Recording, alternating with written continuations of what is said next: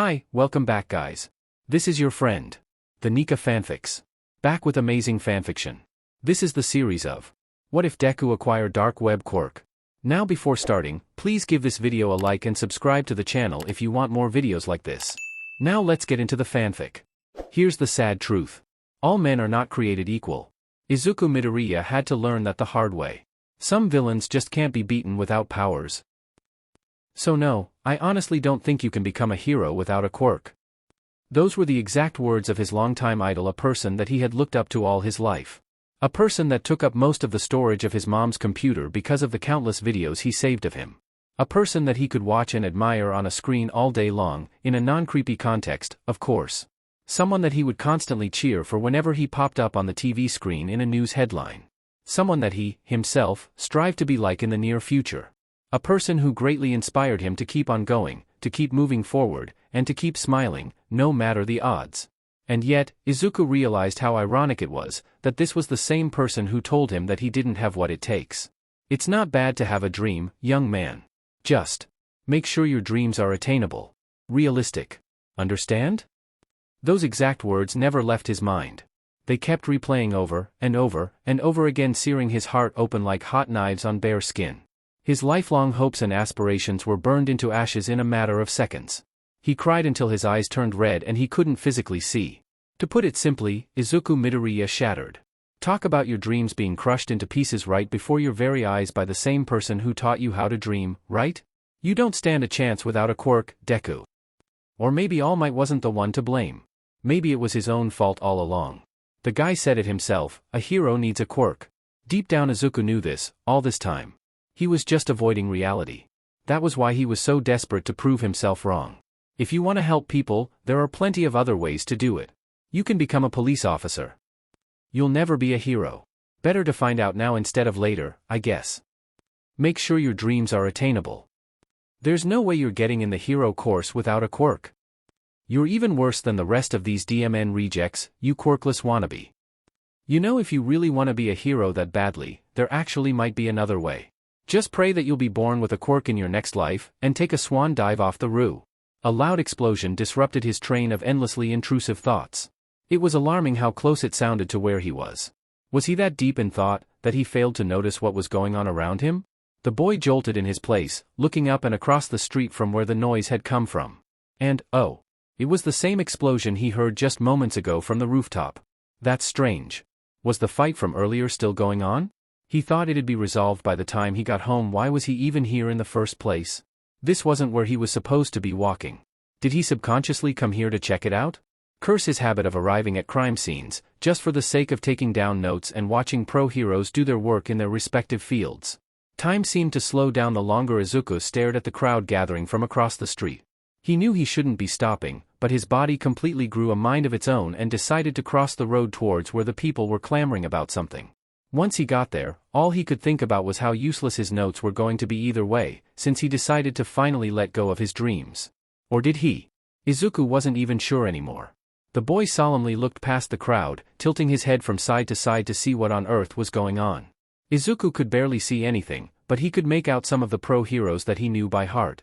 Tons of fire, smoke, and what it seemed like a large mass of sewer goo. Izuku's heart dropped to his stomach. Why aren't the heroes doing anything? A nearby person in the crowd had asked. The guy next to him answered with, "It looks like the heroes have met their match. Plus, the villain captured a kid." Izuku whipped his head around in their direction, his skin sickly pale and eyes wide as saucers. And things aren't looking good for him. The greenette immediately turned his attention back to the same sludge villain that captured him earlier that day. The same sludge villain that All Might had apprehended. It was his fault that that thing was on the loose again. Izuku became a distraction to All Might, and a complete waste of time. And now it was his fault that someone else had gotten captured the same way he did under that tunnel. His heart sank even more at the thought of how long the person had been in there, trapped, struggling, slowly suffocating. Wait, I'm confused, isn't that the villain All Might was chasing earlier today? Another had spoken up from the crowd. What? All Might? No way, he lost, where is he? Another had chimed in. Well, can someone call him or something? A woman had pleaded. Seriously, why hasn't he shown up to help the heroes? Izuku could do nothing but lower his head in shame, guilt, and in overwhelming sorrow. It was him. It was his DMN fault. He was to blame. If he hadn't been so stupid and didn't grab onto All Might when he was about to leave, then maybe all of this shit would have never happened. Why did he even do it? This was pathetic. He was pathetic. He was so blinded by his own childish dreams and reckless ambition that he sacrificed someone else's safety, and quite possibly, their life in his stead. How could he be so effing careless? And now, thinking about it, they were right. They were all right. There's no place for a quirkless kid like him. Without powers, he's just dead weight. He would be, and forever will be, deemed worthless by societal standards. Unless he had a quirk of his own. But who was he to kid? Izuku could only look up in shame, towards where the sludge villain ran rampant. Nobody dared to speak out loud, only murmuring in quiet tones. Nobody even dared to step in to stop the situation, either. Everybody had just given up and sorrowfully accepted the fact that, maybe nobody would come to stop the villain. And quite so, the prospect of losing a life that day. It's my fault. I'm sorry. Izuku pursed his lips tightly, glancing down at the asphalt beneath his feet. I'm so sorry. The boy quivered, eyes squinted and brows furrowed together. Help will show up and save the day, I'm sure. Tears started to pool once more in the corners of his already puffy eyes. He raised a shaky hand, and grasped at his own chest in a poor excuse of an attempt to relieve the pain that bloomed there, the kind that his nails seemingly couldn't reach or scratch. Someone. He focused his teary gaze at the villain and its hostage in the distance once again. A real hero. He feigned a smile, his own thoughts reassuring no one, not even himself. Will come soon. Izuku saw familiar, red eyes. Looking straight at him. Ka. It struck him like lightning. It was a feeling, and an almost indescribable one. But whatever it was, time seemed to completely stop. His whole body suddenly ached to move. An incandescent impulse, like a raging fire spontaneously combusting out of thin air, burning, consuming him whole in a matter of milliseconds. The hairs on his skin stood on edge. His mind seemingly awakened. His senses sharpened like razor blades. He knew he couldn't just stand there and watch. He had to do something. Anything. Every single nerve and neuron in his body screamed at him to move. And so Izuku did. His foot shifted a couple of inches. His body leaned forward. His eyes trained on the sludge villain, legs slightly set in a running position and his arms suspended mid-swing. And then Izuku stopped. What were his words again? Some villains just can't be beaten without powers. So no, I honestly don't think you can become a hero without a quirk. And just like that, the feeling dissipated into complete nothingness. As if it wasn't even there to begin with. The boy's body went completely slack, and he only stood. Numb. Frozen in place. Staring right back at those same red eyes. Everything went unnaturally quiet. Or maybe he just couldn't hear anything at that moment. All Izuku could focus on was how the other looked under all that sludge. How many explosions were emitted in the scene, one after the other. He watched in silence as hues of red, orange, and yellow painted their faces. Watched how vigorous the villain was laughing and taunting the heroes. How wide the hostage's eyes were, and how much fear and panic he could see in them. He was struggling against the villain's hold. He needed his help. So why did Izuku stop all of a sudden? Hey! A sharp breeze whipped past by the green-haired boy. It was in a span of a second, but he caught a glimpse of black hair. And then it was gone. The figure rushed away from the majority, and into the danger that lurked in front of them, causing the crowd to gasp in utter shock. The pro-heroes suddenly dropped whatever they were doing, and Izuku stilled in terror along with them. Suddenly, that one kid who rushed forward to help, had all eyes on him. No, you idiot, stop. You're gonna get yourself killed. The pro-hero known as Death Arms had tried to warn the stranger, but to no avail. Oh, over here. A voice shrieked through the atmosphere. The sludge villain seemed to perk up, before slowly turning towards the source of the call, forcing its hostage to turn too. What's this? It mused, voice all garbled and murky. A kid? What is it with kids these days?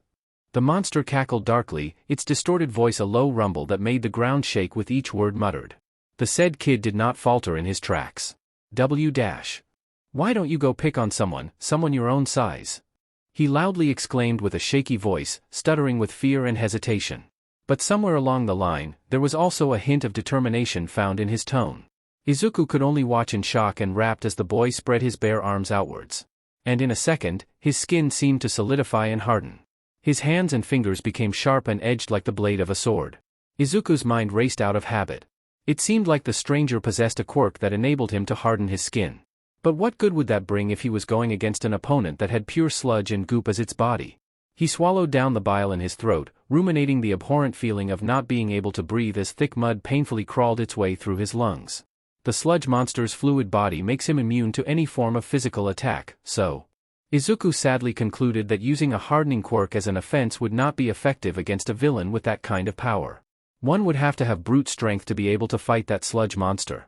He only hoped and prayed to whatever god out there that this brave person would not end up in the same situation that he did. And then for a moment, Izuku wondered what would happen if he was the one who ran towards the villain. What a funny thought that would be. The sludge monster roared in laughter.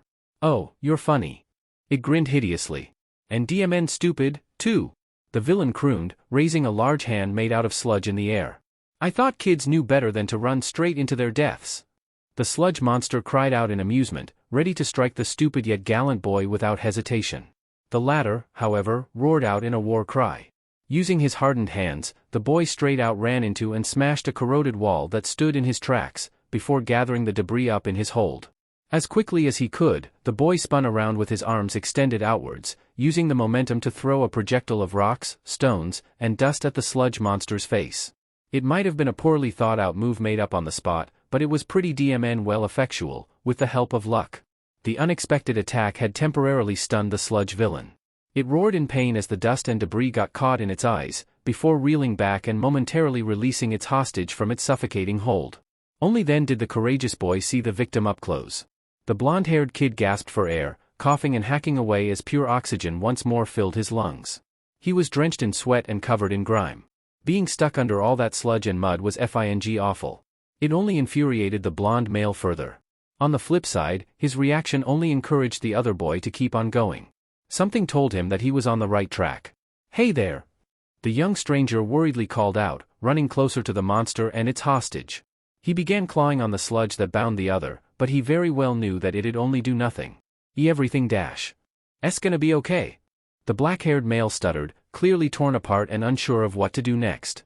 He had a plan on how to get to the guy who was trapped in the villain's hold, but he didn't have a plan on how to free him, nor did he have a plan to defeat the monster. And now, here he was, rendered confused and scared for his life. His breathing was ragged and labored as panic took over his senses. All he could think about was offering useless words of reassurance. He didn't want to die. But he wasn't about to give up either. He had spent all of his life being silent, being ignored, being stepped over. He wanted, so badly, to step up for himself and for other people. Fear was the only thing that held him back.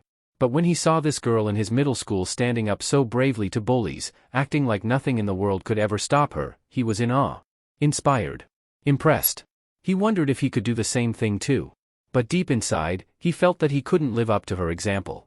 His mother's only told him that the right time would come. He just had to wait for the moment. This was his moment. "I'm gonna get you out, 'kay?" The boy smiled through tears, completely set on saving the other beneath the sludge, willing to risk his life. "Are you crazy?" The blonde retorted, staring wide-eyed at the black-haired boy. This made the other recoil and shrink back. "I don't know." He yelped in a panic. "I don't know anymore." The boy cried out in response, still helplessly clawing at the sludge. The blonde gaped as the other began to break down, loud sobs racking the young stranger's trembling body. "But I couldn't just stand there and watch you suffer." A loud roar of fury emanated from the villain, making the ground beneath them tremble. "I'm gonna kill you all." It boomed, grinning inhumanly wide.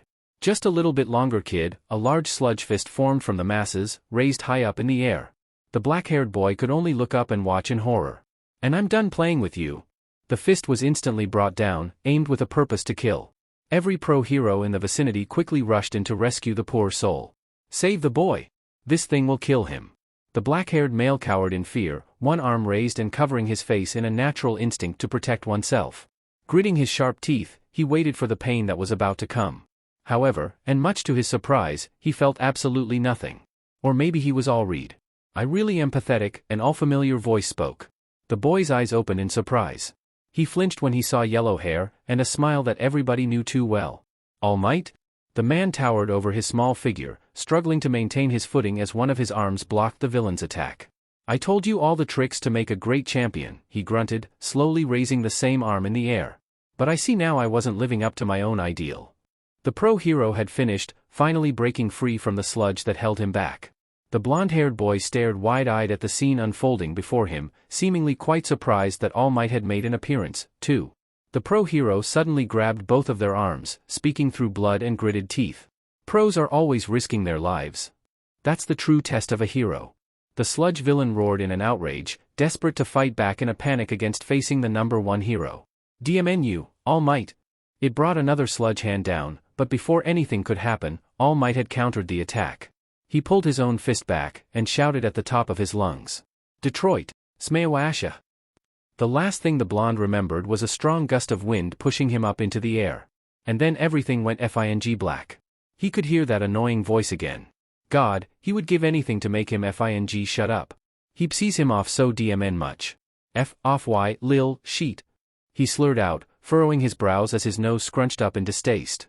Why was everything hurting so FING much? What the F happened? IBO, WER, right, catcha. His voice faded in and out constantly. And it didn't help. At all. Katsuki Bakugo realized that he had his eyes closed this entire time. Why the hell were his eyes closed anyways? Was he sleeping back at home? That wasn't right.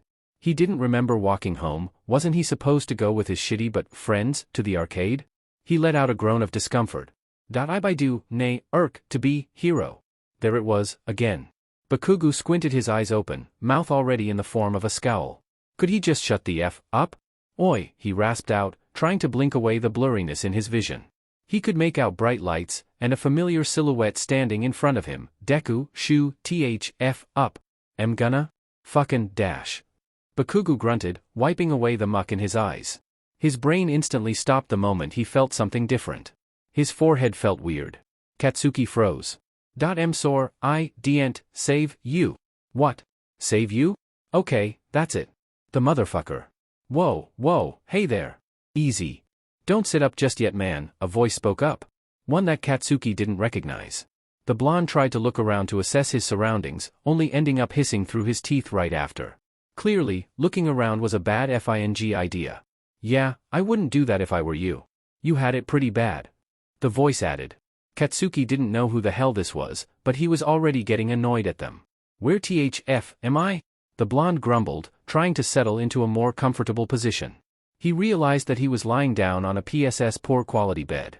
And he also realized that something was covering his forehead. You're in the hospital. Muzurifu Hospital? The extra replied. You're not Dash. You still know who you are, right? He asked, a dumb FING question that made Katsuki's blood boil. The blonde glared at the guy who was sitting on a bed next to his to whom the voice belonged, apparently. I'm not FING stupid, you idiot. What? You think I have dementia? Bakugo spat. The guy just sighed in relief, completely unbothered by his attitude and profanity. Sorry. Was just making sure, is all. I mean, it's just things out there before we're Dash. Really intense. He quickly replied. What the F did he mean by things out there? What was he even talking about? By the time I got to you, you just looked like you were struggling. Like, really struggling. I can't even imagine what it must have felt like under all that sludge and stuff. He trailed off, his words suddenly hitting Katsuki in the face like a freight train. Rushing in there without a second. Thought was scary enough as it is. But being taken hostage and trapped like that? I just knew I had to do something and, the blonde seethed further and further in anger the more words had come out of the boy's mouth. Everything had come back in full force starting from that alley, up until All Might had Detroit smashed the living sheet out of that D-list villain no thanks to this babbling extra in front of him of course. He didn't need another rambling shitnerd.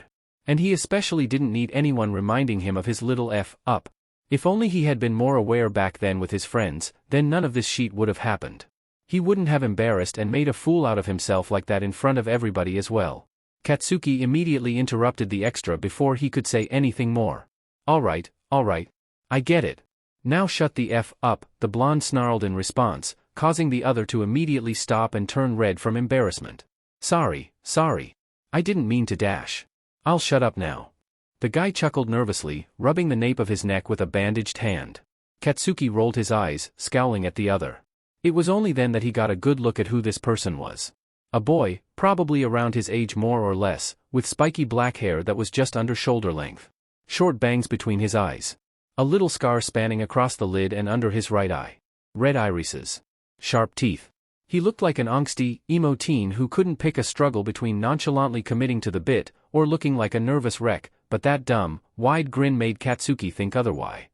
Wait a FING minute. Don't FING tell him. You're the stupid idiot who decided rushing headfirst into a villain was a good FING idea. Katsuki scowled, eyes narrowed in recognition as he glared at the other. The boy suddenly turned even redder. I just. You must have got some nerve to pull up a shitty stunt like that. Or do you just have a death wish? The blonde interrupted him. What? No, that's not it. I just wanted to save. Bakugo glowered. Look, I don't know who the F you are, or what the FS going on inside that shitty head of yours, but if you think I needed saving, then you're FING delirious. The blonde scoffed. I don't need saving. I was fine by myself. Katsuki let out an audible TSK before turning his head away. Don't think I owe you anything. The black-haired boy seemed to deflate upon hearing the other's brash words. Yeah, sure. Okay. He reluctantly agreed, unable to do anything but to smile weakly. The next few moments were spent in an awkward silence, with nothing but white noise and the distant beeping of monitors filling the empty hospital room.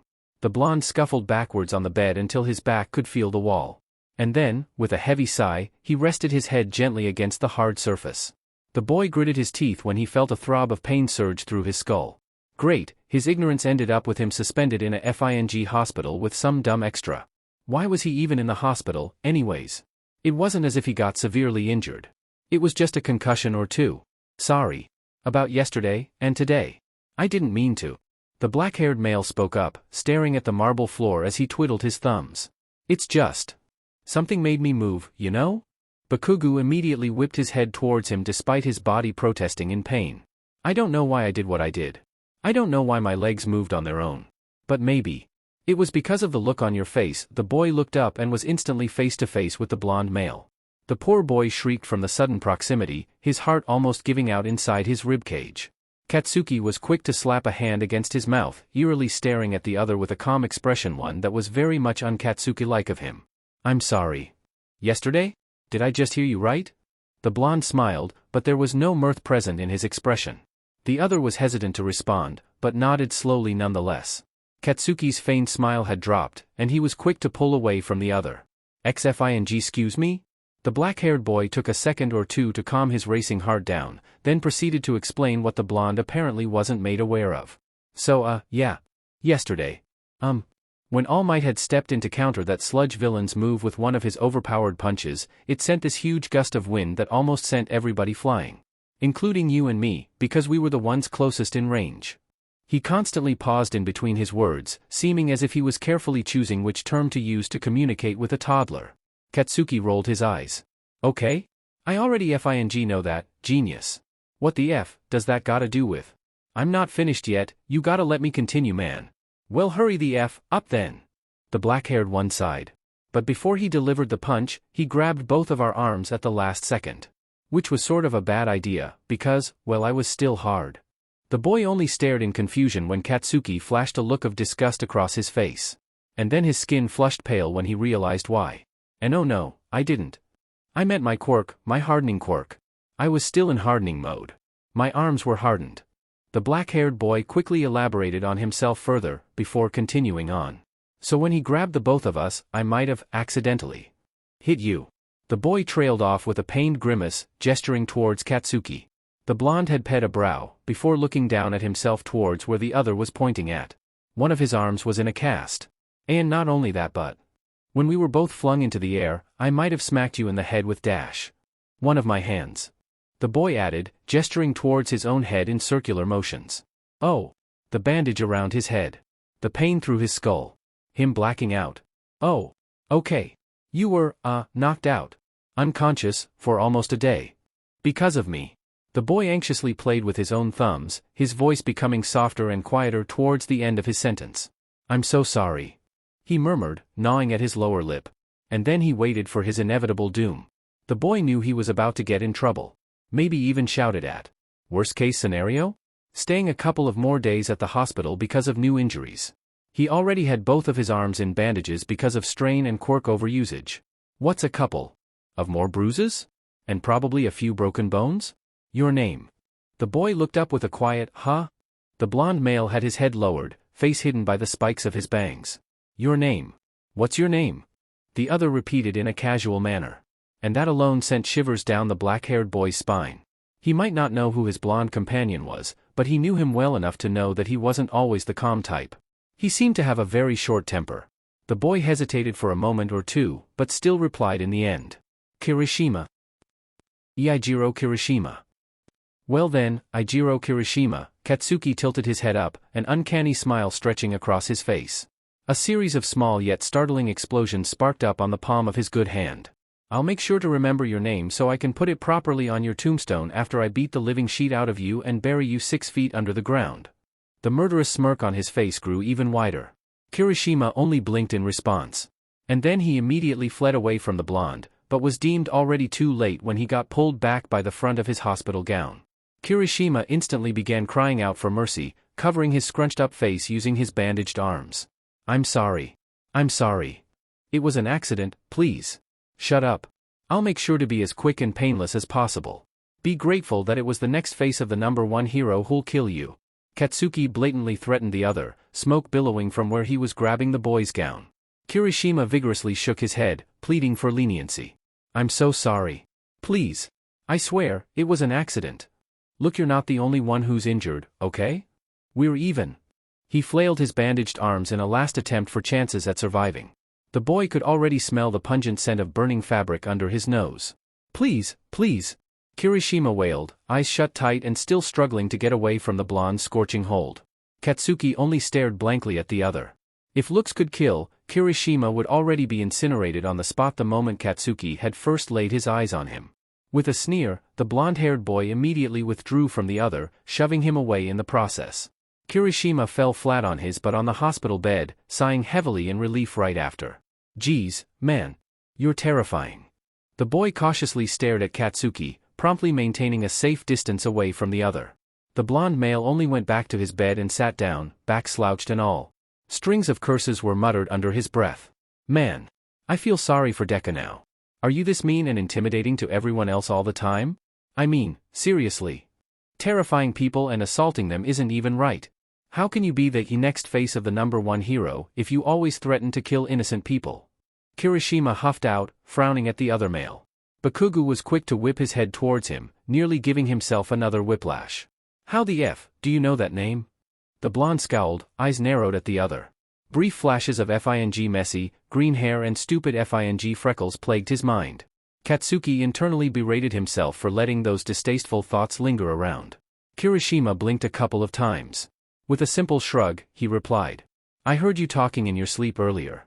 You were grumbling about someone named Deku. The black-haired male casually fixed his hospital gown, brushing away the soot. A vague image of the FING nerd flashed through the blonde's mind. He can't exactly recall when it happened, but he could remember the little sheet grasping at his own chest and staring at him with that stupid FING expression on his face. Like he was about to FING cry. Are they your friend or something? The boy with the black hair added. Katsuki then proceeded to stare at Kirishima as if his very existence was the root cause of all the wrong there is in the world. First of all, you're a complete nosy beach. Second of all, you're out of your goddamn mind. And third of all, that's none of your FING business. The blonde retorted, breathing heavily through his nose as his tone took on a more defensive approach. Kirishima immediately raised his hands up in a placating gesture. Geez man, I just asked a question. Calm down, will you? The boy eyed the blonde male with a quizzical look. Clearly, you're asking too many FING questions. Katsuki retaliated, glaring daggers at the other. Kirishima took a deep breath and glanced away, pursing his lips together. Sorry dude. Was just trying to be friendly. It took everything in the blonde to keep his mouth shut. He really wasn't in the mood to start a DMN argument with someone he barely knew in a hospital when he was supposed to be resting. So instead, he laid back down on the bed with a huff, putting his good hand under his head and glaring at the ceiling. Screw this. Screw his headache. Screw his messed up arm. Screw this bed. Screw everything. This was the worst FING day in all of his 14 years of living. F, the hospital lights. F, the noisy but monitors. F, this bandage wrapped around his head. F, that D-list sludge villain. F, the pro heroes for being a bunch of pussies and not acting with their heads. Seriously, when are they gonna stop relying on All Might alone to save the day? Screw that alley. To hell with his ignorance.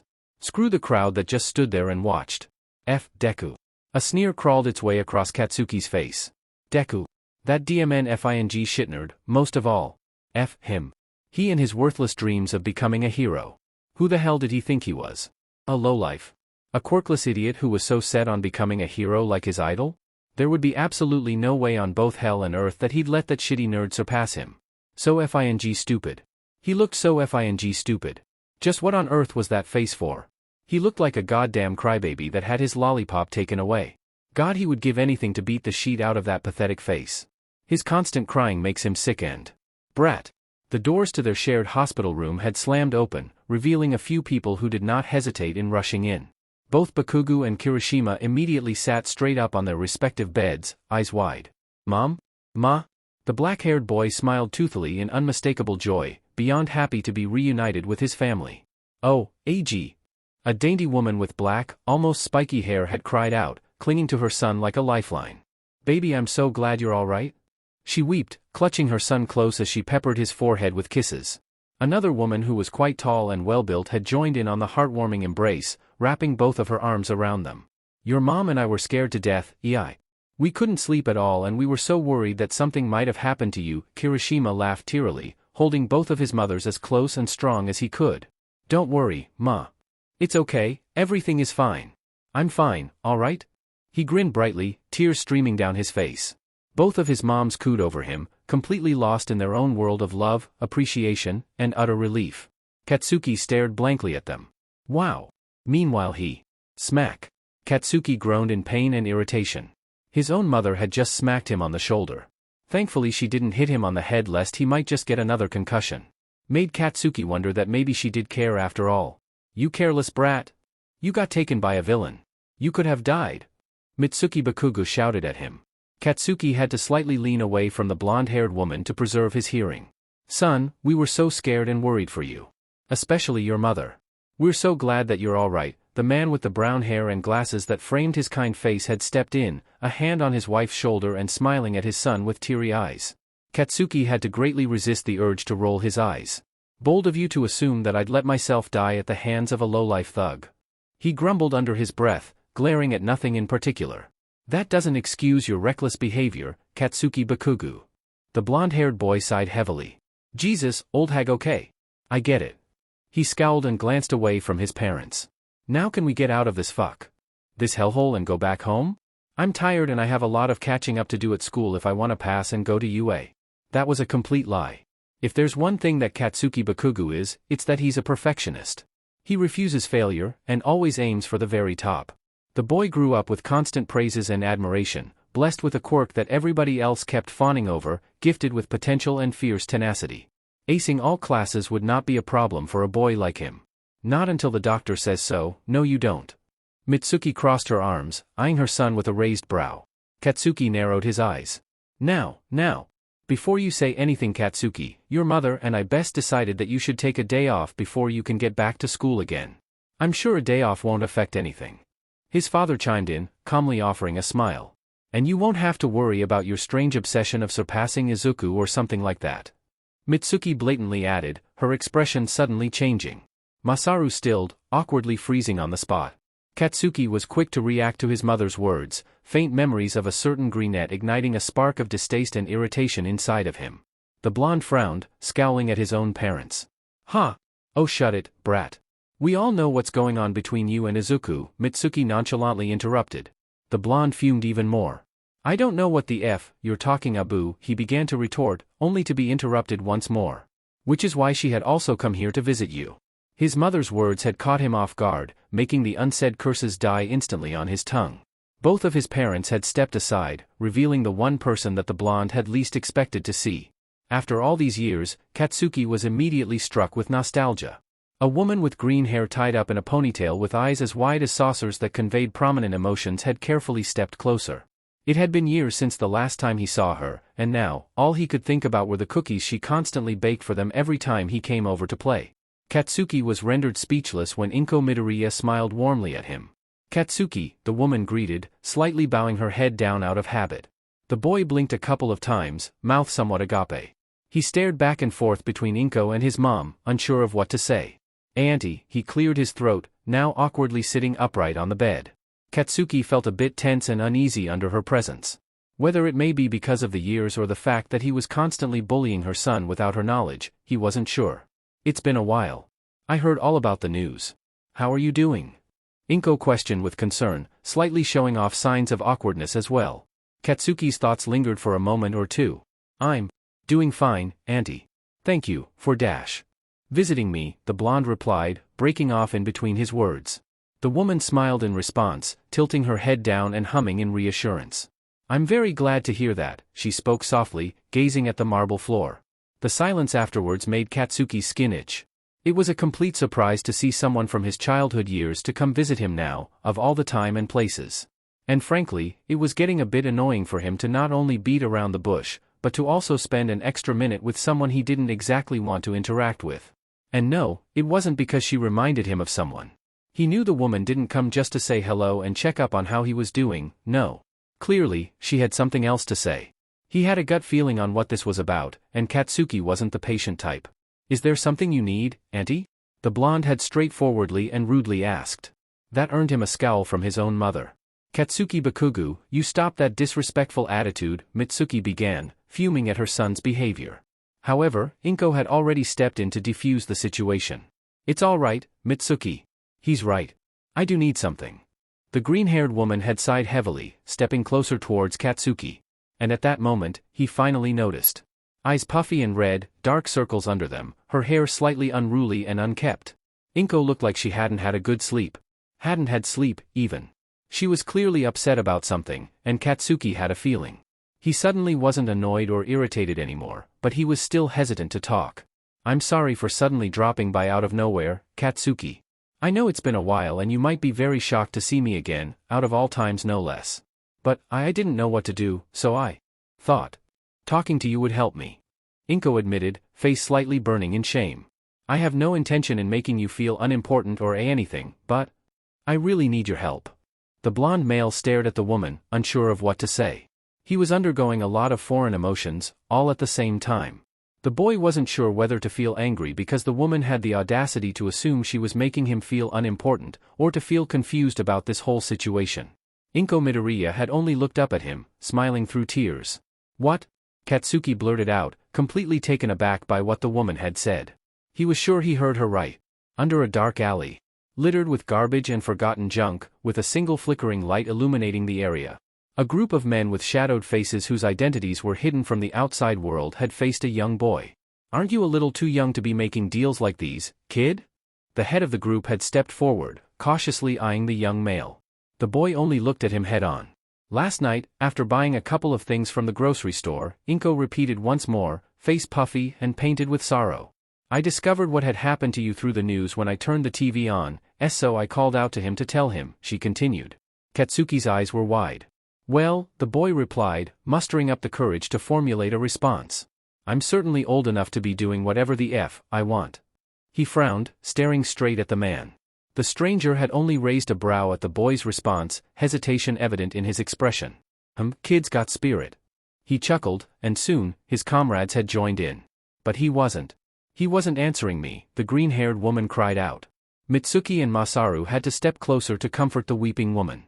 Both of them had gloomy looks on their faces. Katsuki didn't like it. Not a single bit. So I tried to, I went to his room I went to his room. The man nodded curtly. All right then. You seem serious about it. Good. A deal's a deal. If you want to make this work, you have to fulfill your end of the bargain. The stranger had calmly replied, which greatly contrasted the dark look on his face. The boy promptly tossed a large bag at his feet, emitting a loud thump throughout the alleyway. The man eyed the object. He raised both his index and middle finger in the cold air, and gestured for his companions to come forward. Two tall men had come closer, unzipping the duffel bag and presenting its contents to their leader. They were all greeted with green. The man grinned widely. Wonderful. Let's get right to it, shall we? As if on cue, two more men had stepped closer and approached the boy from behind, each grabbing both of his arms. The boy was quick to react, immediately struggling against the hands that restrained him. Hey. What the F dash? The young male retorted. The leader took a leisurely stroll towards the boy, before glowering down at him. Shoo, take it easy, Inko. Mitsuki had tried to comfort her friend by gently rubbing circles onto the weeping woman's back. But it was to no avail, seeing as the woman had only wept harder. It's okay, take your time. No, his room, he was dash. Inko struggled to form words through tears. It was dark, so dark dash.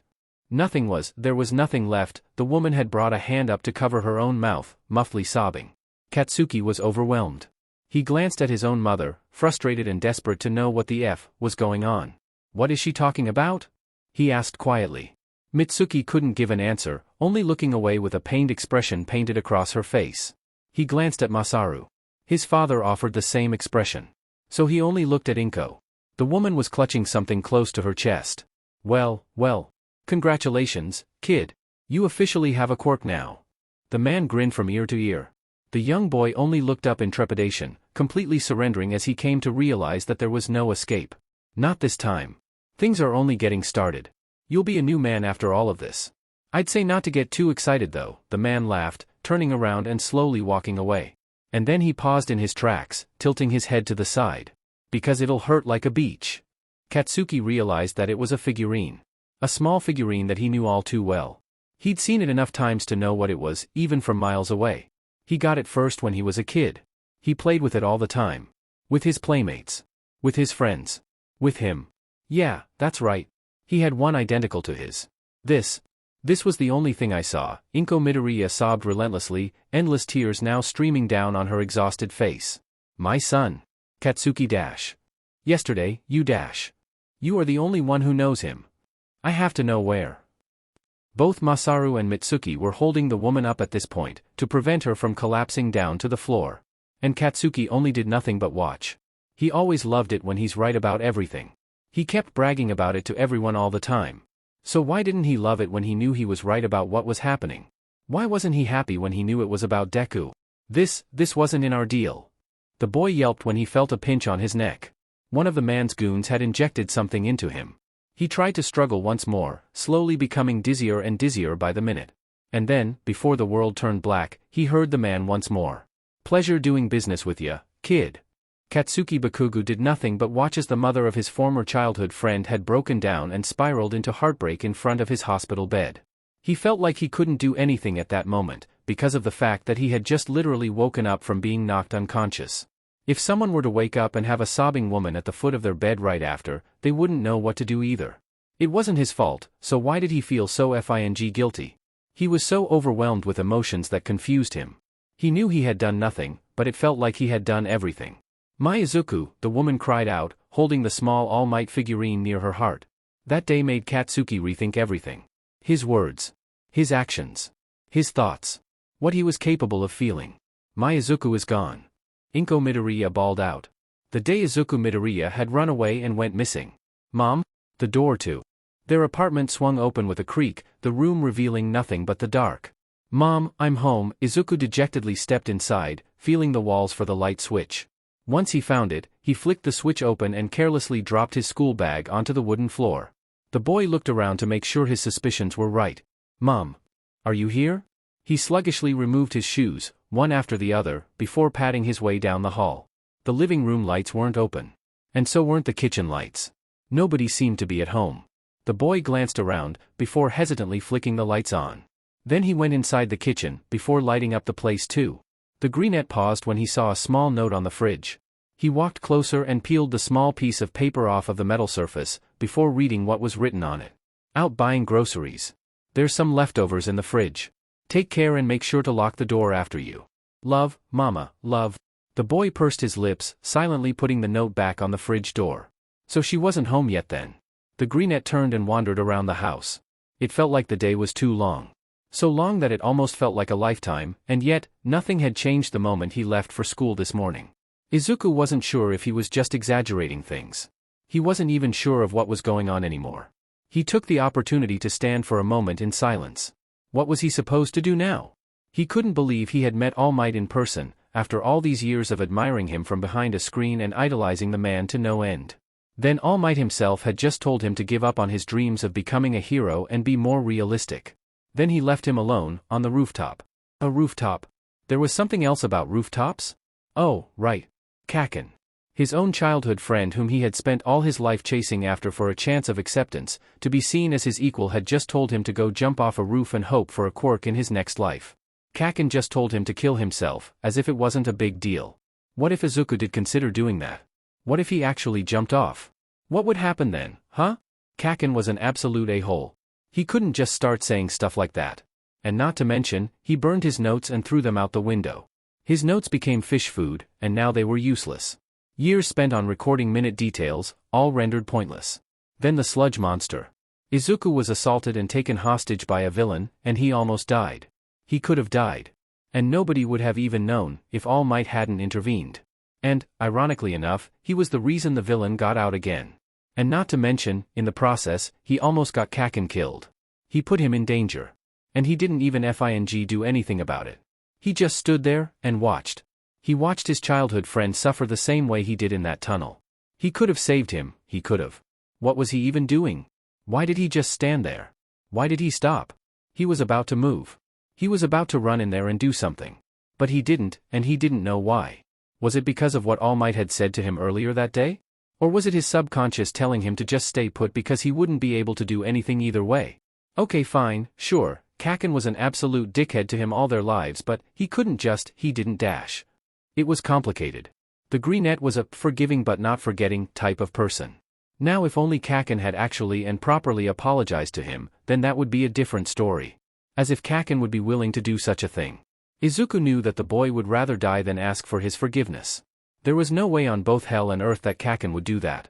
The Greenette was so caught up in his own thoughts that he didn't even realize he was slowly making his way down to his room. He paused in front of the wooden door, blankly staring at the All Might-themed nameplate mounted on it. All in capital letters was the name Izuku engraved on the hard plastic. His mom had bought him that personalized nameplate the moment he learned what a nameplate even was. He couldn't stop bouncing in joy when his mother carefully hung it on the nail that was hammered on the door. That was the case, apparently, anything that was All Might-themed made him happy. All Might made him happy. His thoughts wandered further, the strange boy. The one who rushed in his stead. He seemed so scared, just like he was. And yet he still ran in to save Kaken. The stranger didn't even know Kaken. Or, at least, that's what Izuku thought. The boy seemed to be from a different school judging from the uniform he was wearing before it was torn to shreds upon quirk activation, but even so, why would the stranger do that? Izuku was sure the boy knew that it was dangerous to go in there without the supervision of a licensed pro hero. Hell, he wasn't even allowed to cross the safety line and go in there all alone. He wasn't a registered pro hero. That boy was stupid as hell. Brave, too, but undeniably stupid. Izuku could almost admit that he was quite jealous. And not to mention his quirk. From what the Greenette could recall, it enabled the user to either harden his arms, or harden his own bare skin like solid rock. And that got him thinking. If that boy with the hardening quirk was unable to take on the villain, then how could he, a boy born without one, even stand a chance? He didn't. Izuku would be dead. Killed right on the spot. Very much like a fly, squashed in an instant under a rolled-up newspaper. The boy idly traced the letters of his own name on the nameplate with his thumb, standing in the center of his extravagant bedroom. All he could see were the prominent colors of yellow, blue, white, and red. From every corner of the room, that all-too-familiar face of Japan's #1 symbol of peace can be seen everywhere. From figurines of different eras, to posters, to keychains, to stuffed toys, it was all him, All Might. His endless collection of the man's merchandise would be enough for people to mistake him as some sort of a sick fanboy who's overly obsessed with the pro hero. But then again, it wasn't as if he wasn't. Izuku would be lying if he said that wasn't the truth. Well, partly. The obsession part was true. The sick fanboy part wasn't. What? He's a decent human being. He knew what boundaries were, and he knew how to respect them. It's just that sometimes he gets a little too lost in his own world of idolization, and that wasn't his fault. All Might is just dash awesome. He never stops, he never ceases to amaze the people, and he never gives up. The word awesome wouldn't be even enough to describe him.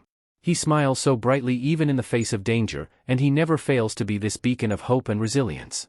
The man could carry a whole truck on his back, and, he could even smash a whole but building into pieces with just a singular punch. He could even change the weather, just like what happened today. Not to be overly glazing him, but All Might was so powerful that just by hearing his iconic "I am here" catchphrase, most villains would already give up on fleeing and accept defeat, right on the spot. The man was just unstoppable, and that fact alone was what made them so afraid of him. Or maybe, it was because they remained unaware of the truth. Izuku pursed his lips in a grim line, and glanced at a small, certain figurine that was sitting on his desk. The boy hesitantly made his way over, before taking it in his hands ever so carefully. Out of all the All Might merchandise he had bought in his entire life, this one was his most prized possession. The faint scratches and the little spots of unremovable stain signified that the toy had seen better days. It was because it was Izuku's very first All Might figurine. Back when he was 4 years old, he didn't know how to take care of it, and he wasn't as careful with it as he was now. And yet after all these years, he still has it. The All Might figurine was all dented and sullied, but he didn't care. No matter how old and tarnished he looked, Izuku still kept him. The boy wondered if society would do the same. If the people found out that All Might was dented, and scratched, and damaged, would they still keep him? If they found out he wasn't who he was supposed to be, would they still praise him? Would they still keep loving him despite the truth?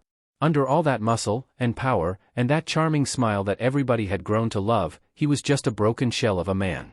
Izuku could even dare say a walking corpse. Sickly and thin, underweight and malnourished, constantly coughing his guts out until blood could be seen. He practically lost his stomach. His stomach. The Greenette still couldn't fathom it properly. Was All Might just lying about everything this entire time? Was he lying about who he really was? That couldn't be right. If he was, he would be a coward. And All Might was no coward. He saved Kaken and that boy earlier, when Izuku knew the man was well past his limits. Nobody noticed it, but Izuku did. He noticed the way the man was practically swaying on his feet after he had Detroit smashed the villain. He noticed how he was bleeding through his teeth. So no, All Might was no coward. He wasn't afraid to put his own life out there for others. Quite literally. He must have kept his condition a secret for a different reason, then. Was it for his own safety? No, there must be something else that Izuku wasn't getting. It must have been for the people. Yeah, that had to be the most logical reasoning right now. If everybody found out that All Might wasn't all tough and strong as people ought him to be and that he had an Achilles heel, not only would the man's life be at stake, but also everybody else's. The pro-hero himself was the symbol of peace. Take that away, and what would be left? A world full of chaos and confusion. Yeah, that would make much more sense. All Might must have kept this to himself so that everybody could continue living life without a worry. If villains all across Japan found out that they had a chance at defeating him, they'd be in so much shit. The crime rate was high enough as it was. The last thing they wanted was for their number one hero to be defeated and rendered inactive. The Greenette shivered at that thought. He decided to listen to the man's words and kept whatever he found out that day a secret known only to himself. Of course Izuku still had his doubts about the entire situation. Somewhere along the lines, he knew that he also felt disappointed, and that was fair in his book. Whatever he was feeling was valid, he was sure of that. He sort of felt betrayed, and that was okay. He also felt rejected. And lost. And confused. Hurt, even. But it was okay. He could manage. Because All Might had managed through all of this on his own. And if All Might had, then so could he. Even so, Izuku wouldn't even dare put whatever he was going through in comparison to what the man was dealing with. His own personal problems and emotional issues were a moot point when it came to All Might's own struggles. They were talking about the possibility of losing the entirety of Japan to great evil here. The boy stared for a moment longer at the little figurine in his hand. A small smile appeared on his lips, one that didn't quite reach his eyes like it usually did. He sighed softly, sitting down and falling on his back on his All Might-themed bed. The boy then stared at the ceiling, the nameplate still in his hand, the figurine in the other. Whatever had happened that day, Izuku could only think about how truly amazing All Might was. He risked his life, and his whole career out there today. He fought until the very end. He shouldered all of this burden on his own this entire time, for the sake of his country, and the entire world. In every aspect, both physically and morally, the man was truly a hero. Izuku sighed once more and continued to stare at the ceiling in deafening silence. The Greenette's hectic mind was racing nonstop. The mixed thoughts inside his head were clouding his judgment and reasoning. That habitual mumbling of his was gone for some very strange reason, too. Usually with every thought process that passed by, he made them known to everybody around him by subconsciously murmuring it out in the open. But now, it was just quiet. It was quiet. In all his 14 years of living, Izuku Midoriya was actually quiet. The boy then suddenly thought, would anybody in his life notice that? Probably not. Nobody would even care to notice that he had gone silent. Kaken probably would, though. Kaken would, and Izuku was sure that the blonde would even be grateful. Thank FING God, I'm finally at FING peace without your shitty mumbling, the Greenette could hear him say. That thought only caused Izuku to stay even quieter. Who else would notice, though? His non-existent friends? His classmates who didn't give a single shit about him? His ignorant middle school teacher? Kaken's friends? His mom? Yeah, his mom would notice. She had grown used to his constant rambling over the years, so it would only make sense that she'd be very concerned if her son had suddenly stopped chattering out of now. "I'm so sorry, Izuku." The boy quite literally froze on the bed, all thoughts coming to a screeching halt inside his melting brain. He just laid there, motionless, still blankly staring at the ceiling above him. Despite the foreign silence, he could hear those words uttered from long ago echo around every corner of the room. "I'm sorry, Izuku. I wish things were different." The boy slowly pushed himself up using his forearms, before sitting on the bed with a small slouch. He then proceeded to stare into nothingness as a new wave of emotion washed over him. It was different, and unusual, and Izuku couldn't exactly pinpoint what the feeling was at the moment. All he knew was that it felt unpleasant, and it felt like it had him in a chokehold. It was crawling under his skin, making everything itch and boil. His bones and limbs felt heavy. The greenette felt hot, searing hot. This occurrence was all too strange for him, because he had never felt this way before. It felt like a tight rope being pulled at the seams. Or a rubber band that was stretched past beyond its limits. A wooden ruler that was bent too much in the middle. Or an ugly scowl on a person's face that only appears when they hear something that wounds their own pride. Izuku could go on and on with describing the odd feeling. But he was sure they all had one thing in common. It felt like something was about to snap. "I'm sorry. I wish things were different." At the early age of 4, Izuku's whole world had begun to crumble. The day he went to the doctor's was the pinnacle of it all. And he was so excited about it too. He thought that, maybe, he would gain an object attraction-related quirk from his mom, or a fire-breathing quirk like his dad, or maybe a mix of the two. So imagine his shock when he ended up with none. For the first 10 minutes, he couldn't process what the doctor had told him. For the next 20 minutes, he was rendered speechless, even during the ride back home. For the next few months, he cried his heart out as he tried to pick up the pieces of his shattered dreams. And of course, as a mother, Inko had been there with him all the way. She constantly made katsudon, constantly kept baking cookies for him even if Kaken wasn't coming over anymore. She even let him watch his favorite All Might movies on a loop, and ultimately let him use the home computer without time limits. In addition, she always added extra kisses on the forehead whenever she tucked him in bed every night, and she even hugged him very tight on a daily basis. Yet despite all of these heartwarming, motherly efforts, Izuku still felt despair. Because what did Inko tell him the day they both found out he was quirkless? "I'm sorry, Izuku. I wish things were different." Realization hit the boy in the face like a freight train at full speed. And this realization didn't just apply to one thing. It applied to everything. His thoughts. His emotions. His feelings. His childhood. His mom. Her words. His middle school teacher. His bullies. Kaken. His status as a quirkless kid. The sludge villain. The boy who saved Kaken. The pro-heroes. All Might.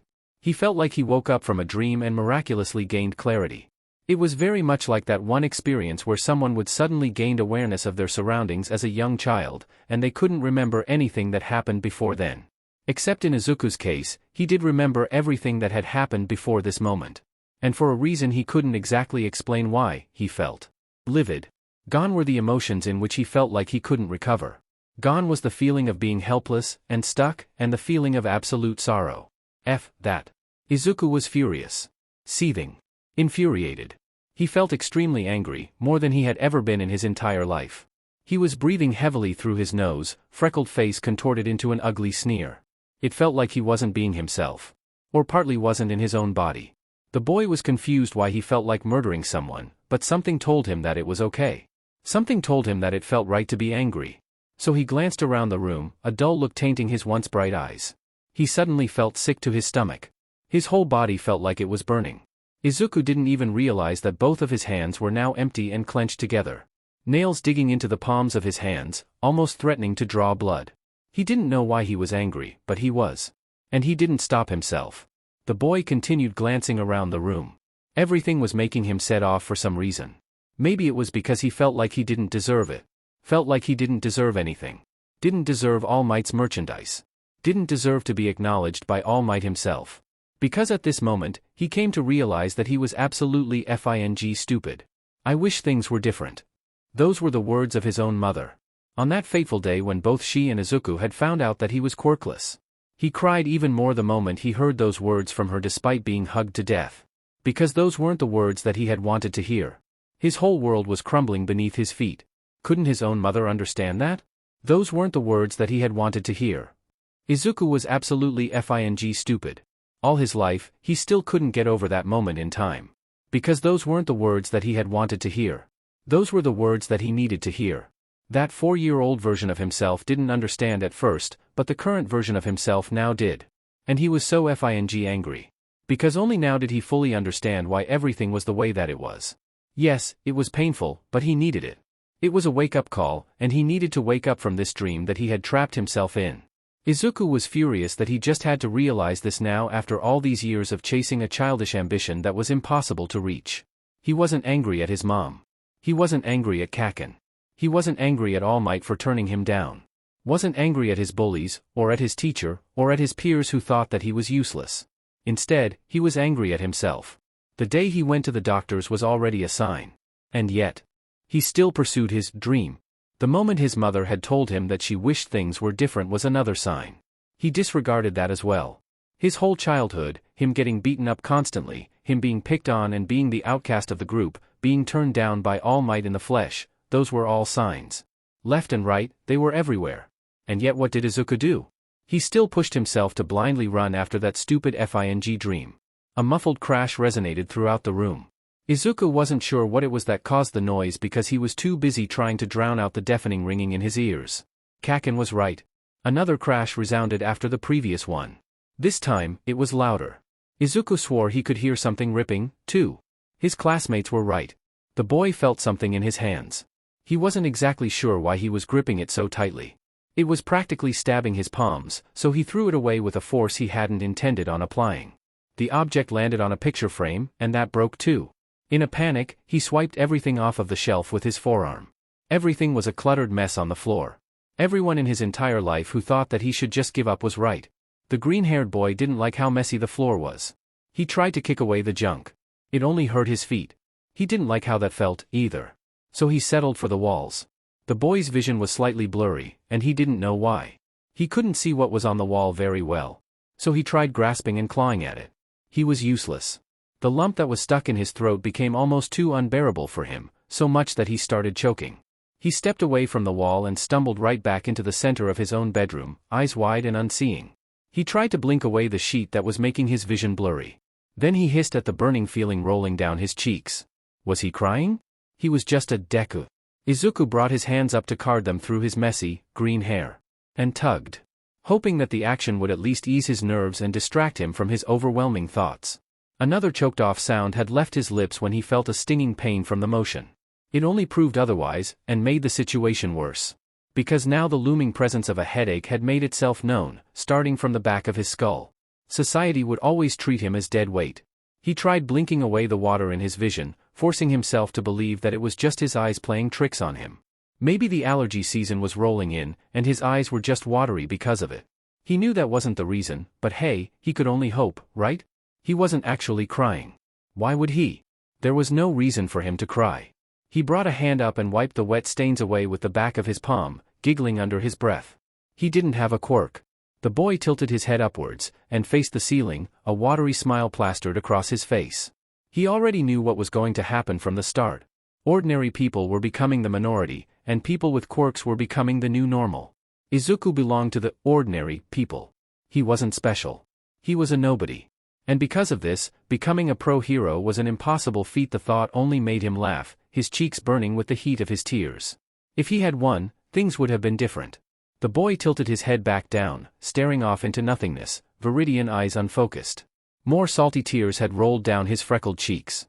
At this point, he had accepted it. What exactly did he come to terms with? He didn't know. Maybe he had accepted the fact that he was crying. Or maybe the fact that his life had no meaning anymore, now that he knew he had no future as a hero who saved people with a smile on his face. He really didn't know. Would it have made a difference? Yeah, it would have, Izuku thought. If only he was born with a quirk, then he might have had a chance at life. Things now most likely wouldn't have been the same. He wouldn't have been bullied, he wouldn't have been shunned out. Kaken would still probably be with him right now if that was the case. He wouldn't have been such a dead weight to his own mother. Wouldn't have been a disappointment in everybody's eyes. Izuku felt his eyes welling up again. They already stung and burned, eyelids already so heavy for him to keep them wide open. Just one quirk. Just a single, FING quirk was all he needed. He had grown desperate at this point. Izuku refused to just simply let go after hanging on for so long on a single piece of thread that was his lifelong dream. There had to be something. Anything. It didn't matter if it was as cool as his father's alleged fire-breathing quirk, or as simple as his mother's object attraction quirk. Anything was more than enough. Izuku tilted his head up to the ceiling for the umpteenth time that night, his own shoulders shaking and bouncing along with his tears and laughter. Anything was enough. He prayed to whatever God out there for mercy. Hoping for at least somebody to hear his pleas and cries for help. Hoping that there was someone out there who was kind enough to grant his wishes. Hoping that by the time he wakes up tomorrow morning, he would be gifted with a quirk. The boy stared for a moment longer, his gaze skybound. He clenched and unclenched his fists for a few seconds, attempting to ground himself back to reality. Izuku momentarily blinked in surprise when he was coherent enough to be able to register the hard object in his left hand. The boy looked down, wiping the salty tears away using the back of his other hand in favor of inspecting what he was holding this entire time. A bitter laugh had left his lips when he recognized the small All Might figurine in his hand. He didn't recall ever having the object in his hold before he, quite apparently, had a mental breakdown. He didn't even recall having it thrown across the room either. So what did he throw earlier? He pried his tired gaze away from the small toy in favor of looking around his room.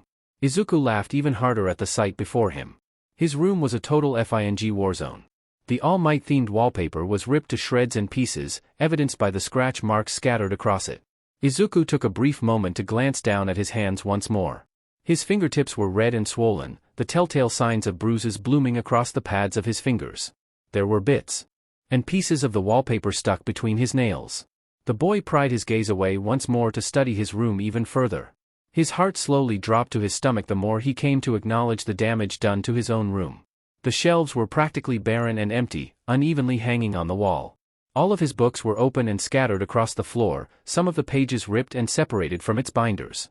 Figurines and small keychains alike were strewn across the ground, most of them surviving the wreckage yet some lost bits and pieces. His puffy eyes had landed on the broken glass that littered the floor. It came from a broken picture frame, Izuku could tell. Because right next to it was the nameplate he had once held in his hands moments prior. He had thrown it from across the room, and it was just his luck that it ended up smashing the glass.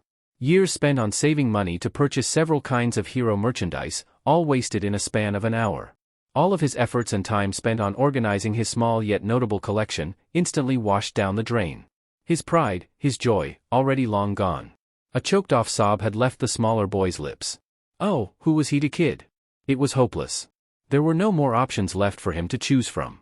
His chances were not even slim. They were FING none. It was over.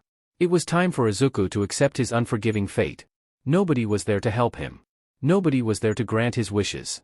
It was just him, and him alone. His own mother had already given up on him from the start. His own father wasn't even there with him since his birth. Not even All Might could help him now. The boy weakly brought the toy in his hand up in the air until he could see it in his field of vision, hands involuntarily shaking along with the motion. The light at the end of the tunnel had been snuffed out. Izuku merely stood in the center of the endless void, staring off into the abyss as he found himself lost within the shadows. Without a light to guide his way through, he was just stuck in one place, unable to do anything to get himself out of this deserted loophole of broken dreams and lost ambitions. The greenette's brows furrowed in resentment and defeat. Fingers tightly wrapping along the small toy in his hand, squeezing firm. A sneer had slowly crept upon his face, his blood slightly boiling in anger. He didn't deserve All Might. He didn't deserve to be acknowledged. He didn't deserve to be a hero. Not without a quirk. He wouldn't even last a day out in the field. He was stupid. For even thinking he had a chance in this world that he lived in. He was better off dead. He was so stupid. Izuku had roared out, curling in on himself with his eyes shut tight and scowling heavily under his breath. The boy drew his hand that held the toy back, preparing for the gradual build-up and the release of momentum.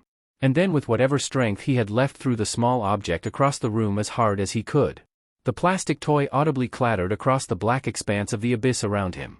It seemed to have clinked against something though, because Izuku faintly heard some sort of a metal sound upon impact.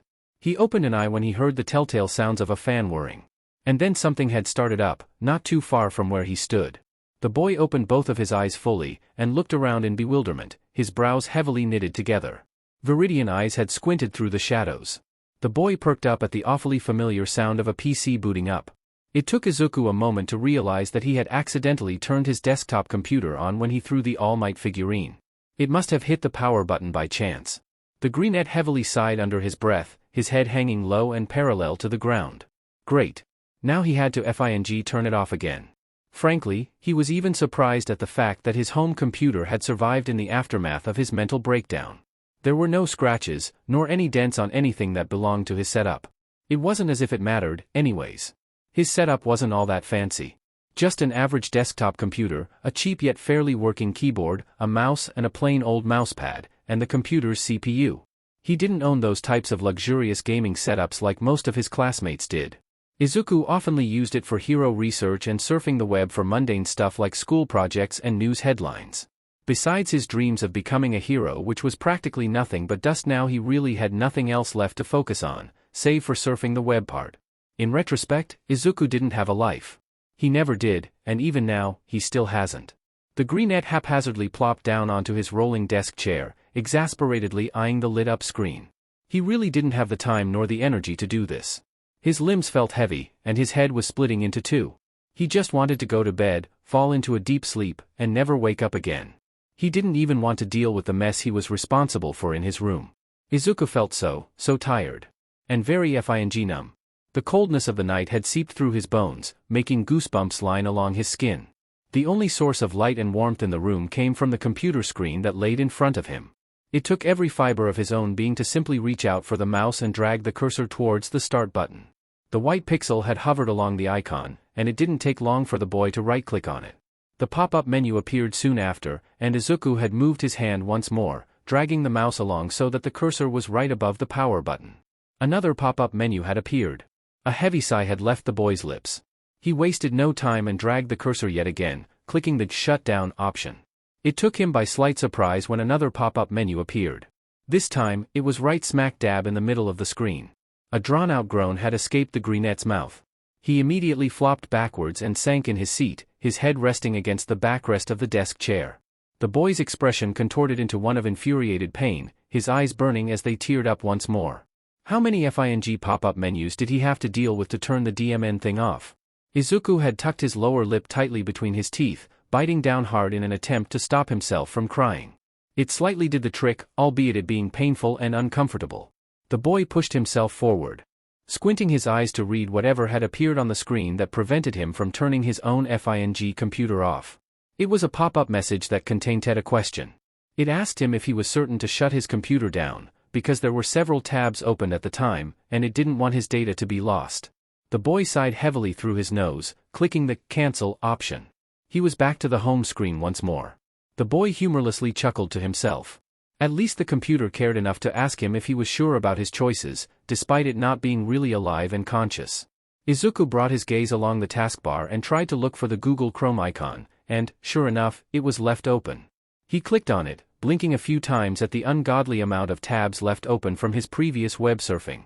He brought his cursor up at the top, now repeatedly clicking with an intent to close everything off. After a moment, he had grown tired of individually closing the tabs, so he opted for clicking the close button altogether. Everything had been removed within an instant, but it wasn't long until another pop-up menu had appeared, asking the same exact question as it did before he tried to shut the computer off. The boy furrowed his brows in clear confusion. It had prompted him if he was sure to close off the final tab, informing him that doing so would erase his progress. Izuku paused for a moment, clicking the cancel button once more. It was a work-in-progress Wikifan website dedicated to All Might. Of course it was, Izuku wearily thought to himself, allowing his head to drop onto the surface of the desk. The movement emitted a soft thunk. He closed his eyes shut, breathing shallowly against the polished wood. Flashes upon flashes of memories whipped past through his head, fleeting behind his eyelids. He had been working on the website for as long as he could remember, occasionally editing it every time the pro hero had reached a new milestone in his life. Izuku turned his head to the side, forehead still firmly pressed against the desk, his gaze screen-bound. He had to remind himself once more that there was no use. Choosing to remain in a dream that he knew was impossible to reach was pointless. He would gain nothing but false hope from it. Izuku knew he had hurt himself too many times now. Enough was enough. He didn't hesitate to retry and close the tab once more, mindlessly clicking the OK button when the computer had prompted him the same question again. For some odd reason, however, it took the website a good 5 seconds to comprehend the command and close off, causing the green-haired boy to freeze in his place. There was an ad that popped up at the very last second, flickering in and out so quickly that Izuku thought it was just his head making things up again. His brows had momentarily knitted together in response, eyes blankly staring off into the empty screen. His already weary brain had slowly yet surely tried to reminisce the details of what he just saw mere seconds ago, putting piece by piece together. He recalled a couple of numbers, arranged in a way that made it seem like it was some sort of a contact number. He could also recall a deal being offered, supported by big, eye-catching texts in a pleasing font style. Whatever the deal was offering, Izuku wasn't entirely sure. But he was sure about one thing, though. The reason why he even bothered to remember the advertisement he had just seen a few moments ago even after closing the tab in the first place. It had mentioned the word, quirk. Izuku didn't know why it never crossed his mind at first. He had been on the internet for as long as he could remember, probably the majority of his life even, and not once did the idea occur to him. Nevertheless, within a fraction of a second, the greenette immediately sat straight up on his desk chair. His eyes had grown wider by then, still fixed and blankly staring into the empty screen. Almost as if he was trying to pry it apart into bits and pieces with just the intensity of his gaze. His mouth had parted open, and then he had closed it. And it parted open again, repeatedly for a couple of times. The boy was trying to muster up words to voice out, despite the clear fact that he had no one else with him in the room to talk to. So, Izuku stopped himself for a moment in silence for the second time that night. His brows were knitted together, viridian eyes narrowing in, his gaze still screen-bound. He gathered his thoughts together to the best of his abilities, given the situation he was currently in at the time. Could it be? Did he just see what he thought he saw? And was it even possible that such a concept existed? He briefly thought about the world, the kind of society he currently lived in. The boy supposed it wasn't entirely impossible. Be that as it may, but for the sake of easing his inordinate suspicions, Izuku reluctantly reached out for the mouse again. His intentions had changed and his thought processes had went through anything else but the idea of swan diving off of rooftops. That could wait later, after he was done with his intuitions and figuring out if he was right about them. It was a far-fetched hunch, but it was there and very much present, worming his way into his head. The boy shook the mouse, and dragged it across the surface of the desk, until the cursor on the screen was back to hovering over the Google Chrome icon. The boy clicked on it once, and he was instantly brought to the search bar, an allmight.gif file playing in the background. He ignored that in favor of redirecting his gaze onto the keyboard.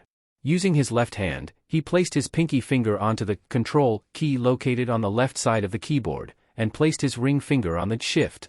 Using his right hand, he placed his pointer finger onto the T key, and pressed all buttons simultaneously. Izuku was instantly brought back to the recently closed tab after performing the command shortcut, eyeing the Wikifan All Might website yet again. His eyes carefully skimmed through the page, gaze narrowing in even further. Just as he predicted, there was no advertisement located anywhere on the page. Well, at least, none that appeared and popped up in the middle of the screen. There were a few scattered around and located on the far sides of the web page that seemed to shift and transition into different advertisements similar to that of an automatic slideshow, but none of them contained the word that Izuku was searching for. His brows had slightly furrowed at present. All right. Time to search by hand, then. Forcing his body to cooperate with him, the green-haired boy lifted his hand up and took a hold of the mouse again, his arm aching in protest. Izuku opened a new tab. It didn't matter if he had lost all progress of what he had been working on before the greenette had given up and accepted defeat at achieving his dreams. No, he was curious about something else. As the corners of his lips curled up, his hand trembling with slight anticipation, Izuku brought them both atop the keyboard, gently placing each fingertip on their respective keys. His tired eyes were solely trained on the screen. As the cursor repeatedly blinked on the search bar and awaited for his commands, Izuku began typing away. With whatever mental strength he had left, the boy tried to rack his brain for certain keywords to use in his next research. Easy to get. He paused, momentarily thinking of the next possible words that he could use to describe what he had seen a few minutes ago, right after he had closed the fanpage website that he had made in dedication to his idol All Might. Free. He paused once again, his brows slightly furrowing. Izuku began typing away once more. Lithe fingers were moving frantically across the keyboard. The unmistakable sounds of the small clacking of keys plagued the dark room. Deal. Advertisement. Quirk. Izuku had let out a puff of breath that he didn't know he was holding in the entire time. His eyes traveled across the search bar, the feeling of anticipation that he had first felt in the tips of his fingers now spreading across his shoulders. It made his muscles tighten up. With a sharp inhale, Izuku's pinky finger had reached over to press the enter key on the keyboard. Upon contact, the Home tab had immediately vanished, and was instead replaced with a temporary loading screen. The computer had buffered, trying to gather results upon results for the green-haired boy to look at. It searched for articles, online blogs, and any kind of digital content that corresponded to the keywords Izuku had typed in the search bar. He waited. And waited. And waited. And waited. Feeling as if a whole eternity had passed, before the screen had finally loaded back in again. Izuku stared at his computer in deafening silence. And suddenly, his heart leaped up into his throat. The boy found himself gazing right at the screen, unable to pry his eyes away as his brain tried to memorize and store every single piece of information that the internet had brought him, trying to process what he was seeing. The boy's mouth had gone dry, his stomach churning, shoulders tense. He felt as if he was sick, yet feeling like he could run a mile at the same time. The boy's face was blank, however, his mind was racing with thoughts that were too much for him to comprehend and understand. It was devouring him whole from the inside out, tarnishing his thoughts what he thought he knew and leaving chaos in its wake. Izuku's left eye involuntarily twitched, his muscles going even tighter and rigid. He even swore he could hear a pin dropping in the background in the midst of this moment of stark realization. The boy moved his right hand once again, grabbing the mouse and moving it around. His eyes scanned the information presented to him through the screen. The boy scrolled down the page, until he had reached the end and was greeted with the fact that there were 99 more pages to look through if the answers presented to him on the first page weren't enough for his liking. Izuku nearly choked at this fact. Again, why hadn't he thought about this before? Why didn't this possibility cross his mind? The green-haired boy let out an audible scoff of disbelief, a dry chuckle escaping past his lips. The hold he had on the mouse had tightened, oh so slowly, as his body began to heat up. His gaze had hardened, teeth grinding against each other as he tried to prevent his jaw from locking. Izuku was torn between raw, undeniable rage, and alleviating incredulity. He was stupid. Oh, he was so f-ing stupid. Greatly resisting the urge to punch a hole through his computer screen, Izuku opted to simply relax and sit back down on the desk chair as he decided to go through each and every article. He was still in utter disbelief and remained in his moment of revelation, silently reading out the titles presented on the screen inside his head. Glancing at the oftenly reviewed articles with the most ratings and reviews, the boy let the cursor hover over the hyperlinks, and waited until the pointer turned into a small white hand with its index finger raised. He right-clicked links upon links, choosing to open the articles on new tabs. Once Izuku had deemed that it was enough, he pressed the first tab and navigated himself through the webpage. Exhausted, baggy eyes lingered for a moment longer on the title highlighted in a bold, eye-catching font. Private company spends trillions of yen on manufacturing new quirks. The boy entirely froze altogether, his mind racing to pick up the pace in order to understand what exactly he was seeing on the screen, but to no avail. Everything seemed like a confusing mess of a poorly pieced puzzle of information. His gaze drifted off towards the rest of the article, skimming hastily through paragraph after paragraph with each scroll of his mouse so that he could get a grasp of what the overall main topic was about. Izuku was so utterly shocked that he found it ridiculous. In all of his 14 years of living, not a single second was spared to even think of the possibility that concepts such as these presented in public articles were real. Companies in real time had and still were investing actual money into manufacturing new quirks. Man-made quirks. Not the ones that people were naturally born with, but quirks sampled from willing volunteers and experimented on in actual laboratories for a chance of acquiring new, advanced ones. Izuku's jaw had gaped open. Man-made quirks. How were they even made? How was it even possible? Making quirks from scratch would take tedious amounts of time, years, even decades. It was costly, risky, and dangerous. Natural occurrences such as quirks weren't meant to be tampered with, and yet, scientists and manufacturing companies had linked arms in order to discover new breakthroughs. They were making quirks. The boy slowly leaned back in his ergonomic seat, both of his trembling hands going up to tug at his hair, his mind struggling to process the information presented to him on the screen. A slow, manic smile had crept up across his chapped lips, and a breathless chuckle had left him. Izuku stared wide-eyed at his computer screen, his pupils contracting as his shoulders began to slowly bounce with each laugh that escaped his lungs. It wasn't long before he was laughing completely, all to himself, in the dark. They were making FING quirks out of scratch. Izuku let out a deranged sort of laugh, one more louder than the last, enough that it startled even himself. He lunged forward with unexpected speed, one hand latching onto the mouse as the other tugged at the messy tuft that was his hair. He immediately clicked onto a new tab, and began skimming past through it as he did with the previous one. His eyes darted around the screen from corner to corner, word for word, paragraph to paragraph. The smile on his face had worsened, plaguing his features as his brows furrowed together. The boy's eyes were wide and almost uncanny-like to look at. This article was mainly about public opinion on manufacturing companies and the processes that they have made over the years in producing man-made quirks. Most people were against it, as they thought it was a freak accident waiting to happen. But more people were for it, thinking that such an advancement would be for the betterment of society. Most thought it would be too dangerous a waste of time and money. They argued that all that money dedicated to making new quirks could have been used to solve world hunger and homelessness. The opposing side thought it would be of great benefit. It could be used as a weapon of defense, a tool used for the greater good. However, the people who argued against man-made quirks stated that if fallen into the wrong hands, it could be used as a weapon of war. Izuku immediately switched to another tab, his mind racing too rapidly to even pause and think of the pros and cons. The next article discussed the legality of the use of man-made quirks.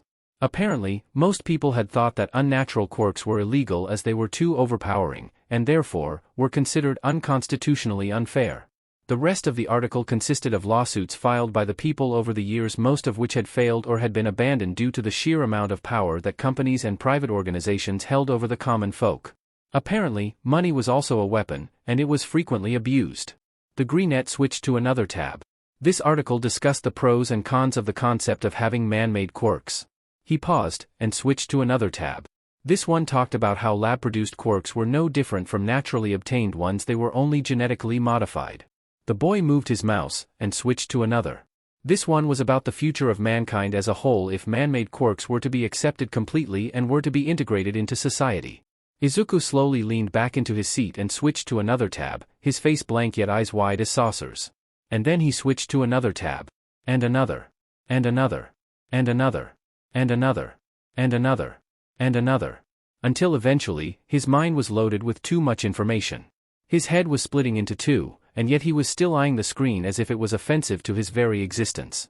The boy's heart was beating erratically, the air in his lungs hitching up every time he tried to inhale and exhale. He was suddenly aware of his surroundings, too aware. He even forgot how to breathe naturally.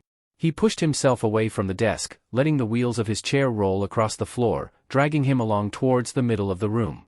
And there, he sat still, staring into the nothingness of his room as he was subjected to yet another mental breakdown for the umpteenth time that night. Izuku's hands trembled uncontrollably, slowly reaching up for the strands of his own hair for him to tug at and pull as he tried to ground himself back into reality. The manic smile on his face had never left. It seemed to only grow wider and wider, if that was even humanly possible. His incredulity was expressed through breathless pants and broken laughs. The boy knew he would never be the same person again. After everything that had happened, and after everything that he had discovered and found out, he was no longer able to remain blissfully unaware. The things that he thought he knew were eradicated and demolished, only to be built back up again into an entirely different structure. A new set of beliefs. A mindset that was far beyond his own. It was demeaning and dehumanizing.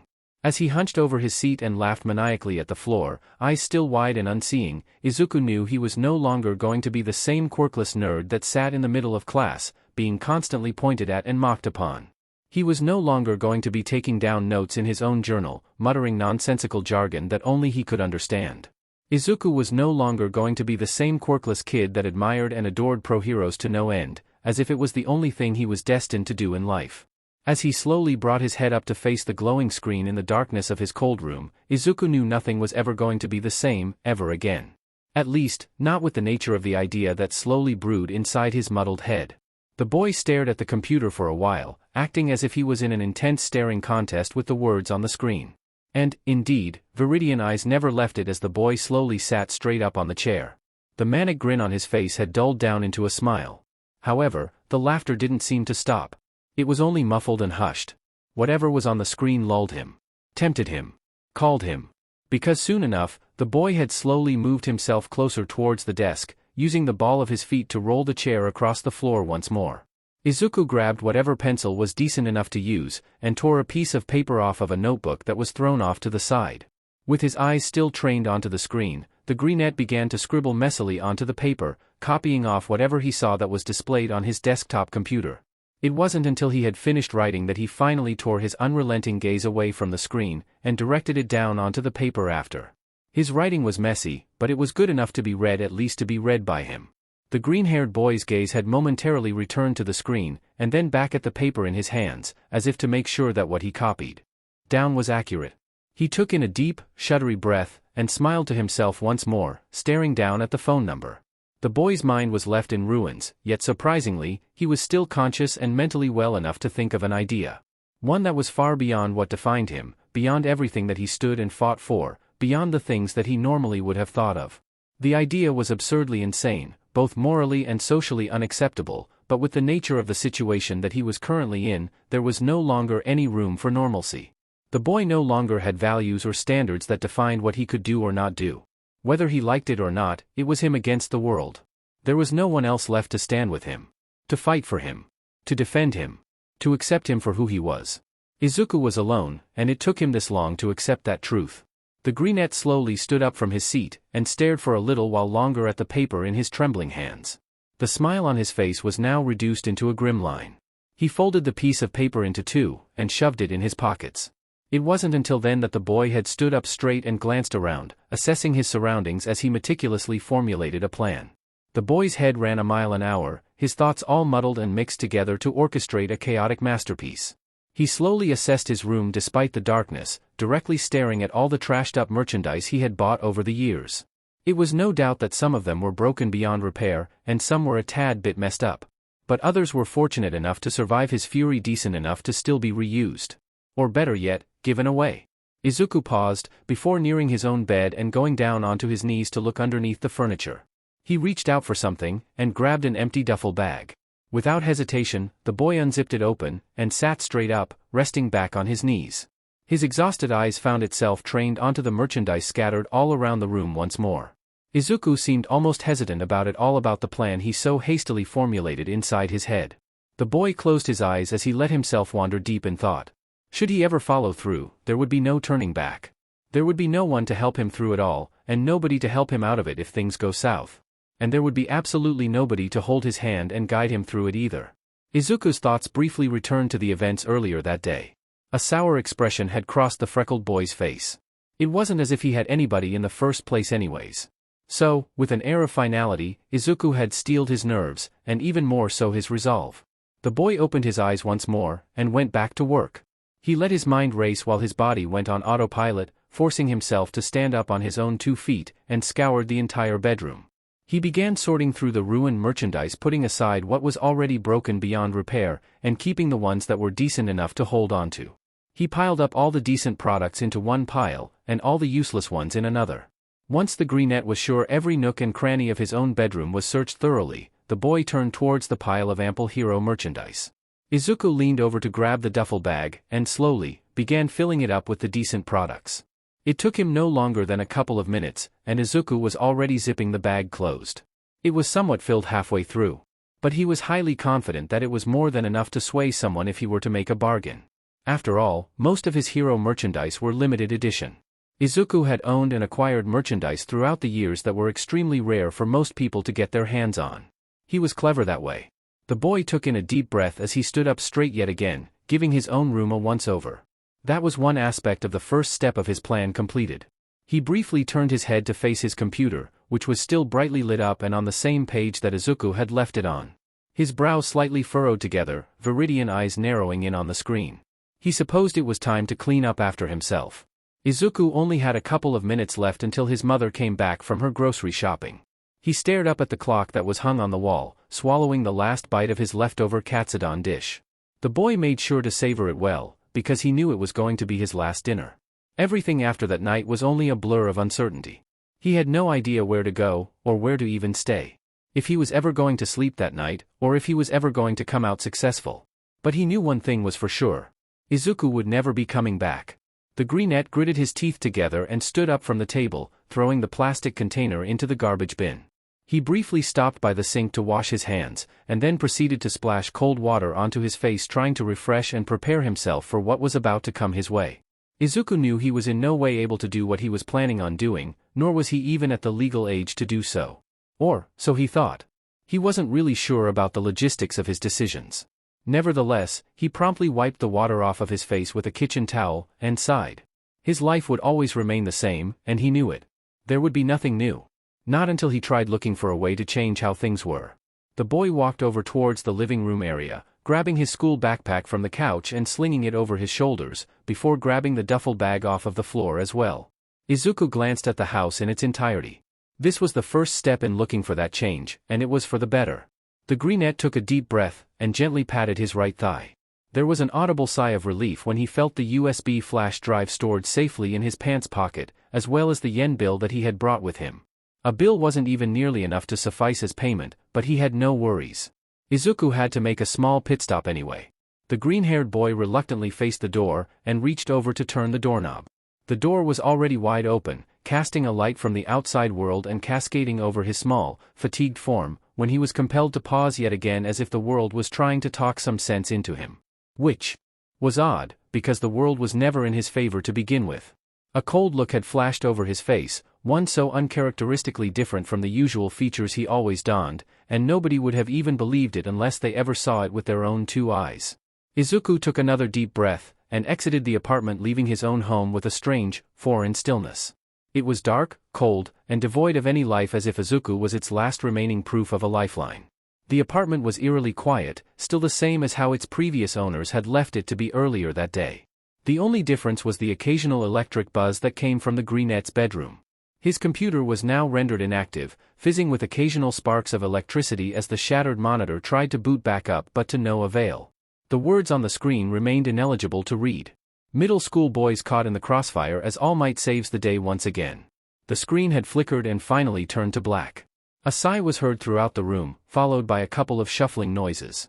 Yikes, a voice pierced through the air, the sound of a chair creaking as the boy leaned back in his seat. Wouldn't wish that upon anyone, not even my own worst enemy. He muttered, leaning his head back against the headrest as he spun around in his rolling chair. Can't believe that happened near me, too. Things are getting too local these days. The boy huffed out, stretching his arms out as he decided to finally turn in for the night. He deemed that was enough surfing for today. He groaned as he slowly stood up from his seat, pushing his chair back into his desk as he turned around to fix his backpack for tomorrow. It had been another long day for him at school, filled to the brim with coursework and such of the nature. He had just finished another essay that was due in a day's time, and had spent the rest of his free time scrolling through the internet. He hadn't expected to come across local news of an incident that happened around his area. He was even more so surprised that he hadn't seen it happen, nor had he heard of it by ear either. The boy carded his fingers through maroon hair, fixing his messy wolf cut to the best of his abilities. With a huff, he stood up from the foot of his bed and set his bag aside before shivering at the draft of cold air that had wafted through his open bedroom window. A light frown had tugged at the corners of his lips. The boy had walked over to promptly shut it closed, before turning around to flick his lights off and head to bed. The frown had only deepened across his face when another draft of cold air had seeped into his room. He sighed exasperatedly and wasn't even halfway across his room when he turned around once more to make sure he had closed the windows all the way. But the moment his eyes had locked onto the glass panels, his heart leaped up in his throat. A yell was ripped out from his lungs, eyes wide in both shock and horror when his brain registered a silhouette of a figure sitting on the ledge of the windowsill. He stumbled back and nearly tripped over himself, breaths coming out heavy in erratic patterns while he tried to catch his footing. Fing hell. He hissed to himself, a hand tightly pressed against his chest as if to calm his racing heart down. The boy sighed harshly, letting his nerves loosen up when his mind came to recognize the figure moments after processing the initial shock. He glanced up at the other person in the room, his mouth curling into a weak scowl, gaze hardening into a light glare, brows lightly furrowing together. Holy shit, man. Have you ever heard of knocking at the front door?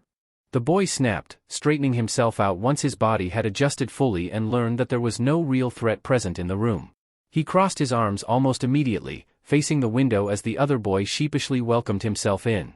Nakamura, the greenette greeted him innocently, amusement dancing behind his viridian eyes as he watched the maroon-haired boy react to his unexpected presence.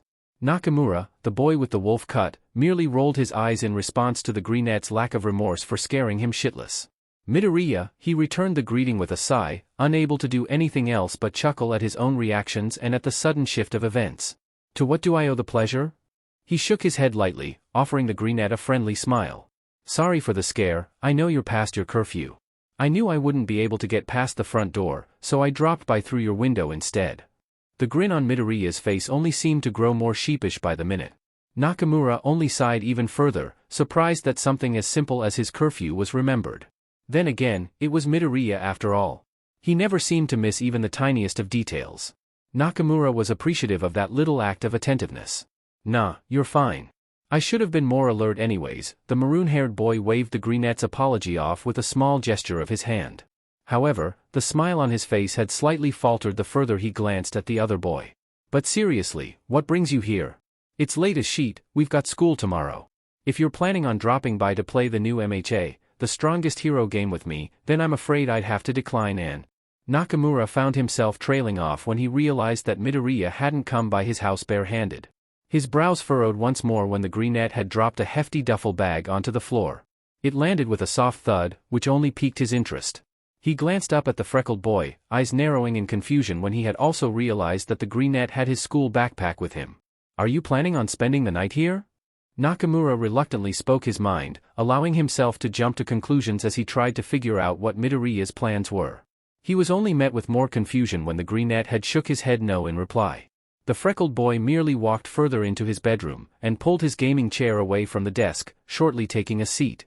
The green-haired boy rested both of his arms on top of the headrest, his legs on either side on the back of the ergonomic chair, turning to face Nakamura with an odd look on his face. There was a moment of silence between them. Midoriya stared right at Nakamura, and the latter couldn't help but feel some sense of unease as the situation slowly drew out before him. Remember that favor you promised me? The greenette spoke out all of a sudden, nearly catching Nakamura off guard.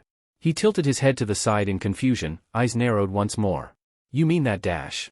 Nakamura had trailed off, only getting his own discontinued question answered for him when the greenette had nodded his head promptly, almost as if he was reading the maroon-haired boy's mind. That day at the park, when we were little kids. Kaken and his friends were there, too. Midoriya added on, the smile on his face never fading. That sent another level of unease down Nakamura's nerves. Yeah. I remember it like it was yesterday.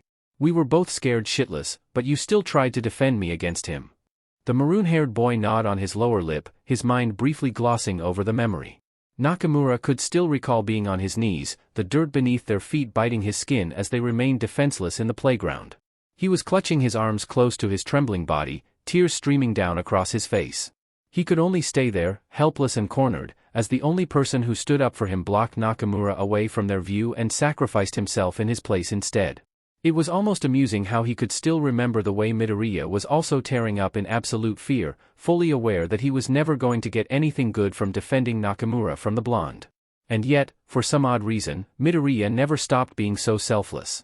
Nakamura could only run away and hide as Midoriya was left alone to be subjected to the blonde's cruel treatment. But the moment it was all over, he came back to check in on the green-haired boy and thanked him endlessly. With a cry of pity, he told him that he owed the greenette his life and had promised him a favor, hoping that he could return the kindness of his heart someday in the future. It wasn't long until he was able to befriend the selfless hero. The rest was history. It wasn't exactly a pretty memory to think back to. Midoriya had let out a hum of agreement, his eyes now glancing down at the floor, yet his body remained facing the other. Even in the dimly lit bedroom, Nakamura could sense a hint of sadness in both his tone and across his facial features despite the smile that Midoriya remained to wear. The maroon-haired boy could only swallow down the lump in his throat, shifting his body weight from one foot to the other, waiting in both confusion and anticipation. He knew that there was something wrong, something that he couldn't quite pinpoint himself. He had never seen the greenette act like this before. With reluctance, Nakamura tried to phrase his question carefully. What about it? He asked, referring to the favor his younger self had promised the greenette back in time. The boy in the gaming chair had glanced up at him by then, and his smile had hardened. Almost forced, even. The unusual sight had put Nakamura on the tiniest bit of edge. I think I might need that favor from you now. The greenette had replied, briefly burying a hand into his right pocket, before fishing out a 5,000 yen bill. Nakamura's eyes had slightly widened in surprise, yet he was still confused about what to do with a yen bill of that amount. The greenette had picked up on his confusion, denoted by the slight tilt of his head. What Midoriya had uttered next shocked the other boy beyond words. Your quirk. That was all the explanation the maroon-haired boy had needed. His eyes widened even more, and his mouth almost parted open as he tried to process the freckled boy's response. Nakamura had scoffed in disbelief, a small smile slowly creeping up across his face. His arms had then uncrossed, now laying at his sides as he stared at Midoriya in skepticism. You're joking, the maroon-haired boy had lightly shook his head in response. Right? The look that the greenette had didn't seem to portray that he was playing around. The hardened smile still remained on his freckled face. His lack of doubt and hesitation had made Nakamura falter. Midoriya, I'm dash. I can't dash. You know I can't do that, right? How much do you even need dash dot? The maroon-haired boy began to stammer out, his expression torn between a mix of shock, confusion, and concern as things seemed to take an unexpected turn. The green-haired boy was never the type of person to ask for such favors, much less request him for something like this. Hell, Midoriya was the last person on his long list. The boy in the chair had turned his head towards the duffel bag, located on the floor near the window from where he had come in from. Nakamura followed his gaze, and it was only then that his jaw had dropped completely. He had never tried producing that much in amount. The maroon-haired boy whipped his head back towards Midoriya, and almost yelped out in surprise. A whole bag? The former squawked out at the latter. Midoriya only seemed to smile even more at him, never quite replying in words, but his expression spoke in volumes. Nakamura scoffed out even louder. Dude, I can't do that. The boy nearly shouted out, both of his hands going up to cradle his own head as he tried to understand whether or not the greenette was actually serious about the entire ordeal. He was uncertain as to why he found himself unwilling to oblige by the freckled boy's favor, despite having already done similar requests over the course of his life. Nakamura didn't know whether it was the fact that out of everyone else, Midoriya was the one doing it, or if he had other underlying, morally related reasons. His internal struggle was cut short the moment his ears had picked up the sound of something being unzipped. Nakamura immediately turned his head to the side, glancing at Midoriya, who was now standing beside the former's bed. The maroon-haired boy immediately walked over beside him, his brows heavily furrowed together as figured out what exactly the greenette was trying to do. He realized that the other boy was now holding the duffel bag up in the air, before promptly turning it around in order to dump the contents of the bag onto the bed. Imagine the shock that had added on to the maroon-haired boy's face the moment he recognized the kind of merchandise that was now scattered across his bedsheets. He immediately reached over and grabbed a small All Might figurine no larger than the palm of his own hand. He whipped his head over to face the greenette, eyes wide as saucers. Dude, is this dash? Is this from the Silver Age? A breath of incredible disbelief had escaped Nakamura's lungs as his thoughts were currently thrown off track. Midoriya had only offered a hum of agreement, before reaching over himself and grabbing another figurine that was of the same size, yet different in design. I also had the Bronze Age, the greenette had added on, before grabbing another figurine using his free hand. And another from his Copper Age, and a few limited editions. They only had 100 copies produced in the entire world. I was lucky enough to grab one before it ran out. The greenette laughed to himself, acting as if this was no great feat. Nakamura could only stare at him in reply. He was at a loss for words, not exactly sure how to respond to all of this. The greenette gently set the figurines down onto the bed once more, before facing the maroon-haired boy. The latter had shook his head from side to side, laughing shrilly. What the hell are you doing all the way over here with all of this with you? These are FING priceless, Nakamura had nearly shrieked out, glancing over at the pile on his bed. A distant feeling had loomed over his shoulders, but the boy had forced himself not to be so quick to jump to conclusions. When the greenette hadn't offered a verbal response right away, it was only then that the maroon-haired boy had turned his head to glance at him. There was a knowing look across the greenette's face. No, do dash. No, I can't dash. You cannot be FING serious, Nakamura had quickly replied, shaking his head vigorously as he stepped away from his own bed. He continued to stammer out his replies in denial, until there was an audible sigh that fell from the greenette's mouth. I am, Q. The greenette had grimly replied, setting down an air of seriousness and sobriety the moment he used the other male's first name. It was then and there that Nakamura knew the greenette had no plans of messing around. Nah, man, this dash. This must be some sick FING prank. The maroon-haired boy was immediately cut off. It's not a prank, it's an emergency. Midoriya's words had the other freezing up completely. The maroon-haired boy stared directly into Viridian eyes. And for the first time that night, Nakamura had never noticed how exhausted the greenette had looked. He almost looked like he had gone through hell and back. The latter swallowed down the lump building up in his throat, glancing at the ground as he contemplated his choices. He could physically feel the weight of the words his green-haired friend had uttered out into the privacy of his own bedroom. It must have been terribly urgent if the greenette had decided to venture out all alone in the cold late at night just so he could come all the way over here. He cursed to himself, gnawing at the inside of his cheek. Nakamura's skepticism was eventually overpowered by his need to lend a helping hand. He glanced up at the greenette and sighed heavily, his hands now clenched into fists at his sides, the boy's resolve hardening over. All right, give me the bag.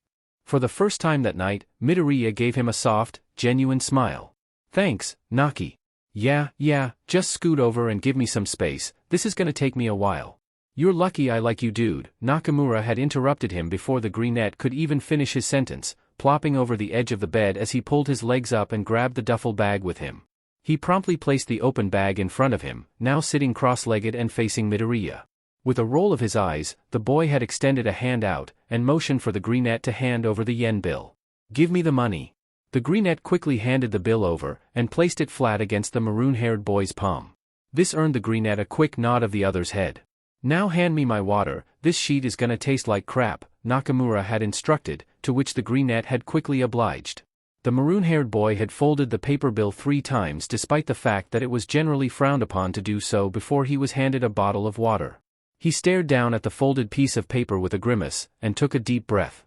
Nakamura braced himself, and then shoved the folded yen bill into his own mouth. Midoriya had watched with a wince as the other had forcefully swallowed the money down, before quickly downing the water in one go. Nakamura's face had scrunched up in both discomfort and disgust, his quirk shortly beginning to work its magic. The maroon-haired boy had rolled up his right sleeve, extending his arm out as light began to seep through his skin. He stuck his forearm inside the empty duffel bag, and as if on cue bills upon bills of the same 5,000 yen that he had just swallowed merely a second ago began to spill out from the boy's body.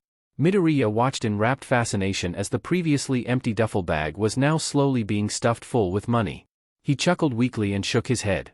"Your quirk is so strange, but so interesting at the same time." The greenette couldn't help but make a remark, which earned him an exasperated groan from the other boy. "Fucking hate my quirk. The only downside to it is that I have to eat everything I want to make a copy of." The maroon-haired boy had scowled out as Midoriya had stepped aside to set his backpack down onto the floor. "Do you even have any idea how uncomfortable it is to eat stuff that isn't exactly edible?" Nakamura added on, sighing as he rested his chin atop his other free hand, while the other continued to make copies of the 5,000 yen bill. Midoriya had pursed his lips together, feeling sympathetic for his maroon-haired friend.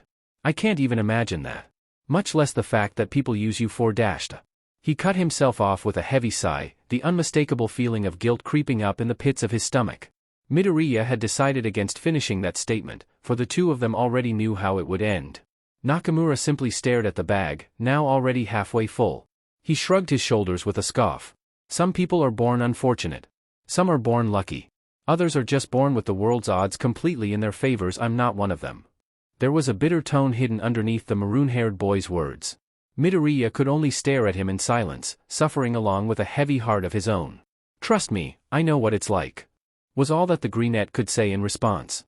Nakamura could only look up at the other, a flash of sympathetic hurt crossing his face. At this point in time, the boy had only then noticed the little details about the greenette that he hadn't picked up before. He could see the way the freckled boy's eyes were unusually sunken and puffy, a clear indication of his fatigue. Nakamura wondered just how much sleep the boy had gotten. Or better yet, lost. His green hair was more messy and unkempt than normal. The maroon-haired boy's concern for the other had only grown. It had been a while since the last time they had hung out together in person during the summer before middle school had started for the two of them. Since then, meeting up in person had been inconsistent for the two boys, as life tended to pull people apart in their own separate ways. The only thing that remained continuous was their daily logins and shared online experiences as they ventured off together in multiplayer missions in games that they were both passionate about. Having the greenette to drop by now, of all times and places, was something that came off alarming and unusual for the maroon-haired boy. Though, despite everything, the two boys merely glanced at each other for a little while longer. Regardless of the out-of-the-ordinary situation they had found themselves in, anyone could look at them and see an ever-growing bond forming between the two, lying beneath layers of walls, and hurt, and trauma. In the stillness of the maroon-haired boy's bedroom, a comfortable silence fell upon them. Until Midoriya had torn his gaze away, quietly sighing to himself as he resorted to do something else to pass the time. Without a word, he reached over for his backpack, and fished through his belongings. Nakamura could see that the greenette had brought out a phone, which was odd, since he never took Midoriya as the type of person to own one, despite how offensive that could have sounded if he ever said that out loud. As the duffel bag was slowly filled up with money, Nakamura closely watched the greenette bring out a small piece of paper from the confines of his pockets. He seemed to have unfolded it, promptly reading whatever was written on the surface. Using one hand, he began typing something on his phone. The maroon-haired boy quickly learned that it was a contact number of some sorts, because shortly after, the green-haired boy had disregarded the paper and crumpled it in his hands, while his phone began to quietly ring. Once, twice, thrice, 4 times, the phone had eventually stopped ringing, and the room was met with silence once more. Midoriya brought the phone up to his ear, and quietly talked through the phone as he distanced himself away from the other. Judging from that action alone, he didn't want Nakamura listening in. And with that, the maroon-haired boy had lowered his head towards the bag in front of him, opting to give the greenette some privacy with what little space they had, his lips pursed in a grim line. The duffel bag was 2/3 of a quarter full now. Just a little bit longer, and Nakamura would be eventually done. However, he was starting to slightly feel the side effects of his prolonged quirk usage. The skin on his right forearm felt tense and taut, not enough to cause extreme discomfort, but he didn't like the sensation either. His stomach was starting to churn as well, and it wasn't because he was hungry. "Hello?" The maroon-haired boy could hear Midoriya speak softly through the phone. He couldn't help but subconsciously tune into the conversation, and it wasn't his fault either. His room wasn't that big by any means, and they were the only 2 people inside. It wasn't that hard to hear everything. Nakamura's eyes remained fixed onto the duffel bag in front of him. "Good evening." "Yeah. I'd like to schedule an appointment." The maroon-haired boy had to force himself not to suddenly look up at the greenette. "Yeah, preferably soon?" "Oh. Tonight?" "Yes. No, that's perfect." "Yes, I'm sure." Nakamura's brows had deeply furrowed together upon hearing the other boy's words. What the hell did he mean by an appointment?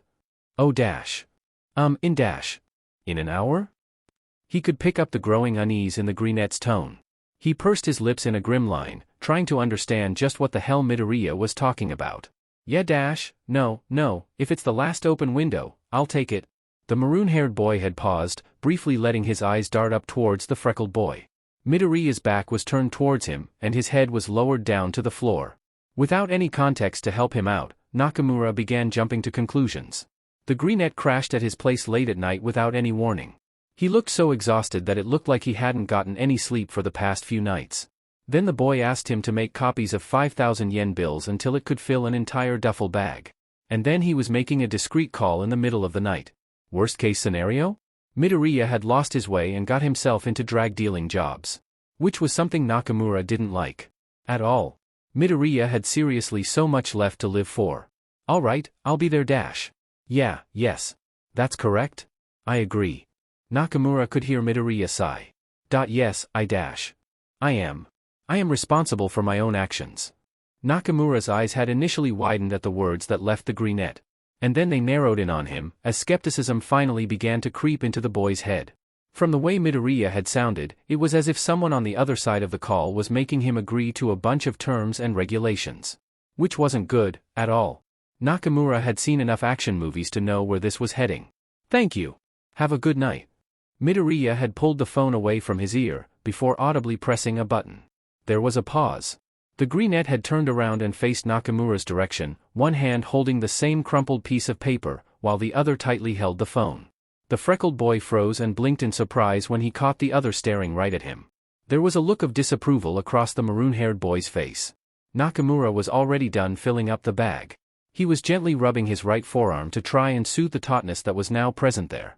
"I hope you know that whatever it is you're doing, I'm now legally considered as your accomplice." A frown had tugged at the corners of the boy's lips, staring at the greenette as he still tried to figure out what exactly Midoriya had gotten himself into. "I have hopes and dreams too, you know. A future that I'm looking forward to," he added on, causing the green-haired boy to smile and shake his head. "It's not as bad as you think it might be," the green-haired boy replied, a soft smile plastered on his face as he pet his head to the side, oh so slightly. And then he, as if it would help prove his point, which it didn't, decided to drop his phone to the ground and smash it to pieces under the soles of his red shoes. The maroon-haired boy had initially jumped, yet however, was now staring at Midoriya as if he had grown 2 heads. Real convincing. Nakamura watched as Midoriya stooped low to scoop up the pieces of his now shattered phone, before throwing it into the trash bin beside the maroon-haired boy's desk. He threw the crumpled piece of paper from before afterwards. "What, is that supposed to be like your burner phone?" He gawked at the freckled boy, as the other turned around and clapped his hands together to rid of the dust. Midoriya never offered him a response, but did give him a slight shrug of his shoulders. It's complicated," he muttered almost quietly, reaching a hand out to rub the nape of his neck. Nakamura merely glared at him. Like I said, it's an emergency. I'm not kidding, Q. Midoriya sighed, lowering his hand down as he stared almost apologetically at the maroon-haired boy. You're the only person that I can trust at this time. I can't dash. I couldn't even go to my own mom about this. Well, mostly because she'll freak out, and dash. You know how she gets, the greenette rambled on. The point is, it's bad. But not bad. More like dash. I'm not in danger, if that's what you're worried about. It's like running away, but not really. I'm just going somewhere that nobody else knows about, for the sake of my own privacy and all that. I'm meeting up with someone, which sounds really shady, I know.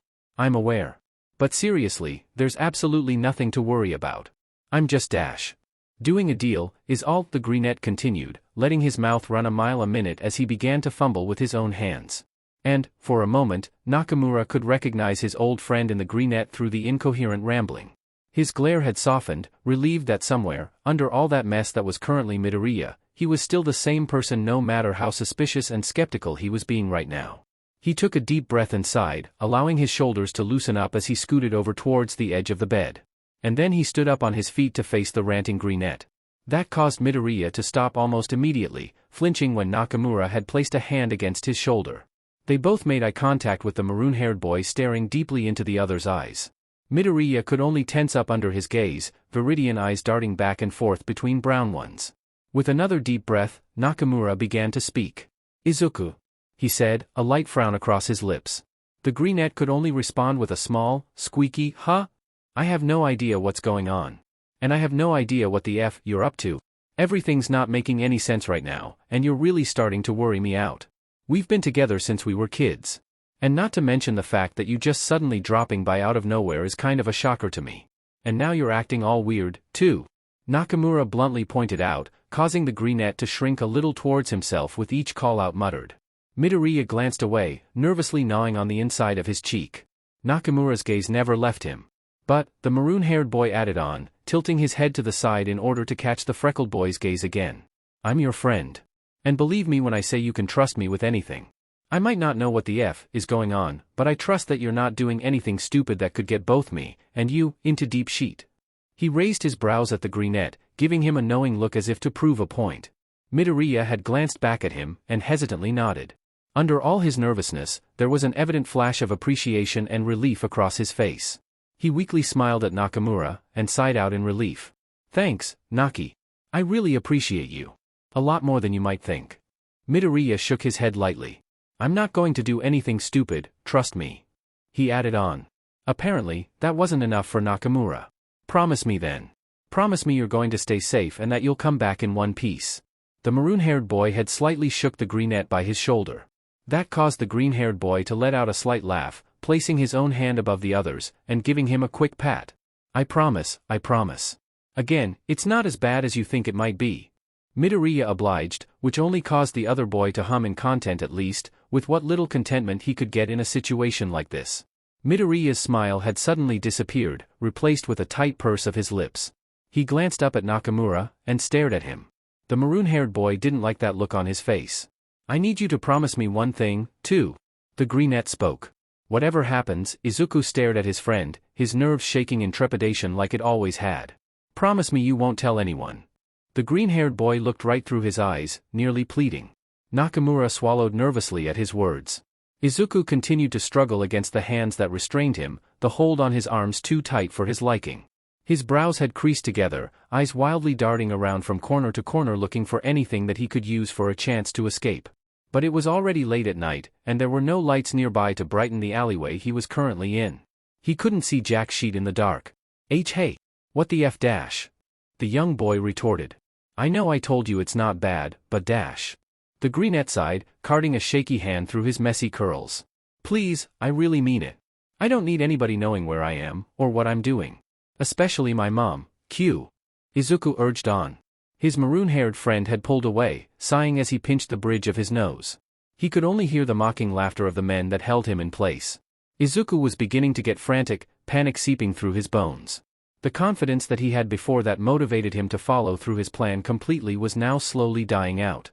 Through his attempts of breaking free, the greenette could pick up the sounds of nearing footsteps. The same man from before stepped out of the shadows, his face partially illuminated by the moonlight. I need you to keep quiet. Nobody can know. No one. Izuku never stopped, stepping closer towards the maroon-haired boy, trying to catch his attention. Nakamura seemed like he was torn into two. Promise me, you won't tell anyone. The greenette repeated, but this time, his tone was more solemn than before. The other boy looked up at him, eyes slightly wide. There was a saddened look across his face. Well, congratulations, kid. The man towered over him, making Izuku feel so small and fragile. There was a sadistic grin plastered across his well-aged face. The greenette tried to look up at him, wincing as the hands around his arms began to tighten uncomfortably. He tried to figure out what the man before him had looked like, but it was nearly impossible to do so under current circumstances. The man merely ped his head to the side, the smile on his face growing. Okay. Nakamura had finally replied, giving into the greenette's pleas. He was cradling his head in his arms, knowing he would probably regret his decision later on. Izuku, on the other hand, couldn't be any happier. He offered his friend a soft smile, and merely gave him a small pat on the back. Izuku made his way towards the bed, and grabbed the duffel bag with him, before heading over to retrieve his backpack. You officially have a quirk now. The man grinned from ear to ear, his voice low and gruff. Izuku's attempts at escaping were becoming futile. His chances were slim to none. At some point, he slowly gave up. The greenette knew he had it coming sooner or later. So, in reality, this was all his fault. And the worst part about it was, nobody knew where he was. He could only look up in trepidation, completely surrendering as he came to realize that there was no escape. The look on the man's face seemed awfully familiar. Almost as if the greenette had seen this happen before somewhere. Izuku stared up in horror, his body freezing, a cold chill seeping deep through his bones. Flashes of sharp grins and blonde hair had crossed his mind. Yeah. There was no escape. Not this time. Hey. Izuku briefly paused and turned around to face Nakamura. The maroon-haired boy was standing in the middle of his room, arms crossed against his chest. The greenette was already halfway through the open window, his backpack at the ready, and the duffel bag slung across his shoulders. Izuku had raised a brow, waiting for the other to continue on. Nakamura could only sigh at him, shaking his head lightly as he pursed his lips together. Stay safe out there, okay dude? He told him, earning a smile from the greenette. I will, don't worry. The green-haired boy shortly replied. Things are only getting started. Izuku paused, staring up at the stranger in silence. Seriously, now that he thought about it he knew he was better than this. Smart enough to know he wasn't supposed to trust some ad on the internet about man-made quirks and scheduling appointments late at night. You'll be a new man after all of this. I'd say not to get too excited though. The same man in front of him had laughed, before turning around and slowly walking away. And then he paused in his tracks, tilting his head to the side to look at Izuku from the corners of his eyes. Because it'll hurt like a beach. Izuku paused, looking back at the other. Both of his palms were pressed flat against the window, halfway through closing it shut until he hesitated. Nakamura stood on the other side, glancing back at him in slight confusion. There was a moment of silence between the two boys, until the greenette had broken the ice. Hey, Q. The maroon-haired boy immediately perked up, letting out a small, huh? In response. Izuku could only give him the biggest smile he had ever worn for the first time that night. It slightly reminded Nakamura of All Might, which was kind of uncanny to think about. Thank you, for everything. The greenette added. The maroon-haired boy could only frown at him, tensing up at his words. I hope you're not planning on jumping off of rooftops after this. That only made Izuku laugh genuinely. This wasn't in our deal. Izuku had growled out, his brow slightly furrowing in protest. He gathered what little confidence he had left in him, trying to stand his ground despite the odds working against him like it always did. The world seemed to hate him. And, at this point, the freckle-faced boy wouldn't even be surprised if it did. The man paused, before turning his head back and walking further into the shadows. Izuku tried to tug his arms away from careless hands once more. Only to yelp in pain when he felt a pinch on his neck. One of the man's goons had injected something into his system.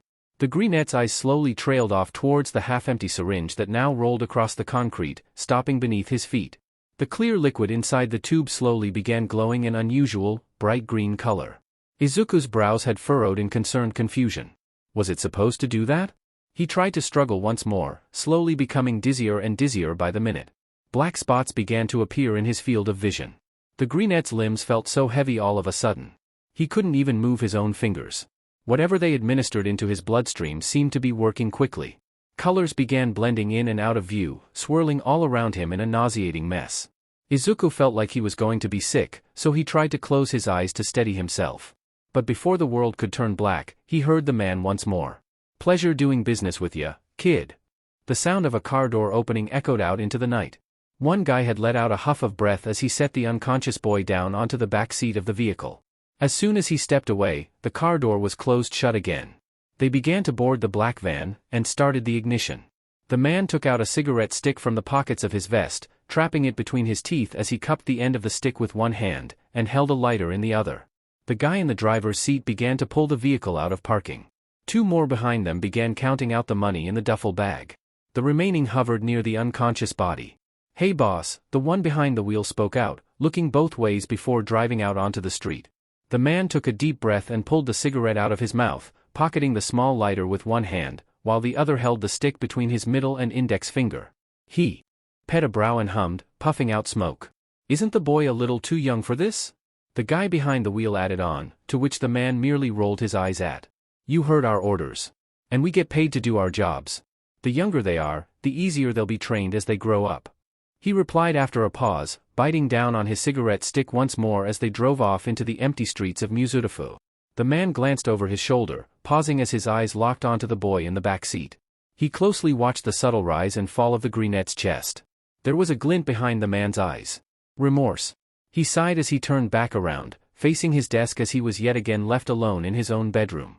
Nakamura sat down at the edge of his bed, leaning over with his elbows planted against his knees, briefly glancing towards the pile of hero merchandise across his bedsheets. He would have to put them away soon, somehow, if he wanted to sleep soundlessly that night. The boy groaned and rubbed his face with a hand, sighing heavily as he stared at the floor. His eyes began to trail off. Upwards. And then he paused, staring at the trash bin beside his desk. He slowly sat straight up, a thought crossing his head. The maroon-haired boy stood up and walked over, before digging through the rubbish and grabbing the shattered phone. He pursed his lips in anticipation, inspecting the device. He sighed even more in frustration when he learned that it was broken beyond repair. There was nothing much he could do with it now. Nakamura carelessly threw the discarded phone back into the bin, and reached in again. This time, he pulled a crumpled piece of paper from the trash. With great care, the maroon-haired boy slowly unraveled the paper, careful not to tear it. He froze once more when he read what was written on it. Just like he suspected earlier ago, there was nothing on it but a contact number. His brow slightly furrowed in thought. There was no way in hell he was going to call that number. Nakamura paused again, looking around his room. And then his eyes landed on his desktop computer. He immediately rushed over and booted his PC, cursing to himself. He knew he had made a promise to Midoriya, but he didn't exactly promise that he wouldn't snoop around his business now, did he? The maroon-haired boy had so many questions, and he had to get answers. What was the money for? Who did Midoriya call? And what kind of FING appointment was he scheduling so late at night?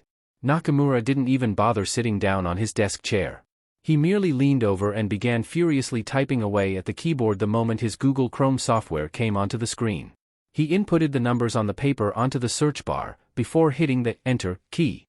The boy was willing to do anything just to find out what the F was going on. Even if he was left with nothing but a bunch of random numbers, he would try and backtrack on everything. See where it would lead him to. Find out if it would give him the answers he was looking for. Because he knew there was something wrong. Midoriya was hiding something greater here. The results of his search led the maroon-haired boy to a couple of shady-looking links with the same number associated with it. His eyes narrowed in on suspicion. The boy briefly minimized the application and opened a new one, a discreetly hidden encryption app disguised as a harmless computer game. Nakamura typed in a few commands, inserting numerical symbols and a bunch of seemingly nonsensical combinations of letters. He pressed the Enter key once more, before returning to the results of his research. He clicked the first link on the list, and navigated his way through with the use of his mouse. The boy was only met with more confusion when there were only a bunch of random numbers and puzzling codes presented on the screen. He scrolled down some more, and sighed out in frustration. There was absolutely nothing there. He immediately grabbed his mouse, and moved the cursor towards the exit button. Just as soon as he was on the brink of giving up and closing the page, something had lit up when the small pointer had moved across the page. Nakamura paused, his jaw slacking. The boy moved his cursor across the screen once more. A hidden hyperlink was highlighted. It was designed in a way where the entire link was positioned vertically, instead of horizontally, making it hard for people to spot it. Whoever crafted this website had a natural talent, and a FING knack for cryptic messages. This only spurred the boy's skepticism furthermore. What did this have to do with Midoriya's call? And what kind of FING people was he getting himself involved with? Nakamura clicked the hyperlink, and it brought him to a new tab. The screen had gone completely black, which momentarily confused the boy. He tried to move his mouse, trying to see if his computer was still on, or if it had crashed. It didn't respond to his commands. A spark of confusion had lit up inside the boy's head. He tried to move the mouse again. Nothing. Nakamura slowly began to grow frustrated. His head was a mess of emotions torn between concern, worry, panic, frustration, disappointment, and so on and so forth. Surely, this wasn't all for nothing. There must be something that the maroon-haired boy had missed. A heavy frown had tugged at the corners of his lips. He tried to go back to the previous tab, but it didn't let him. He froze, realizing that he was stuck on the same page, unable to do anything from that point on. Panic had slightly seized the boy's nerves. He tried to forcefully close the application that didn't work either. It was as if his own computer had grown a mind of its own, running itself without even having to prompt the user for further commands. Nakamura tried to click and perform several shortcut commands on his keyboard. None of them had worked. He puffed out a breath of disbelief, leaning back in his seat as his mind raced. What if he had been jeopardized? What if they hacked into his computer and they were now stealing his personal information? Bloody FING hell, Nakamura hissed, dragging a hand down across his face. As if on cue, a white light had illuminated against his face. The boy peeked at the monitor, eyes slowly widening as he scanned the screen. Instead of a complete, total black page on display, there was now a large symbol that encompassed the entirety of the computer screen. Nakamura slowly leaned forward on the chair, eyes locked in on the image presented before him. There was nothing else but the symbol, except for a small couple of inscriptions below the white emblem. He gawked at the screen. The image closely resembled the design of a flower, with 8 sharp-edged pentagons serving as the petals. The inner side of the flower was also composed of 8 isosceles trapezoid-like shapes that mimicked the pistil, with a single Japanese character written in the very center. The character, roughly translated to Tsai. Nakamura merely stared at the emblem in deep thought. It seemed organized enough and well-designed to act as a brand in itself alone. The boy assumed it must have meant something important if the clues that the Greenette had left behind led him here, though he had never seen the symbol before in his life. He could only conclude that it was an emblem of a discreet, private organization of some sorts. The page surely looked minimalistic, yet sophisticated enough to convey that idea. The maroon-haired boy's gaze drifted down further along the blank page. Under the large image was the same contact number that he had looked up in the first place. It was listed in a small typed font. There was nothing else depicted on the screen. The boy paused, momentarily grabbing the mouse and attempting to scroll through the page. A frown had tugged at the corners of his lips when he realized that he couldn't move the page up or down either. The only thing he could associate with the unknown number was the emblem displayed on the monitor. There was no name, no sponsorships, nothing.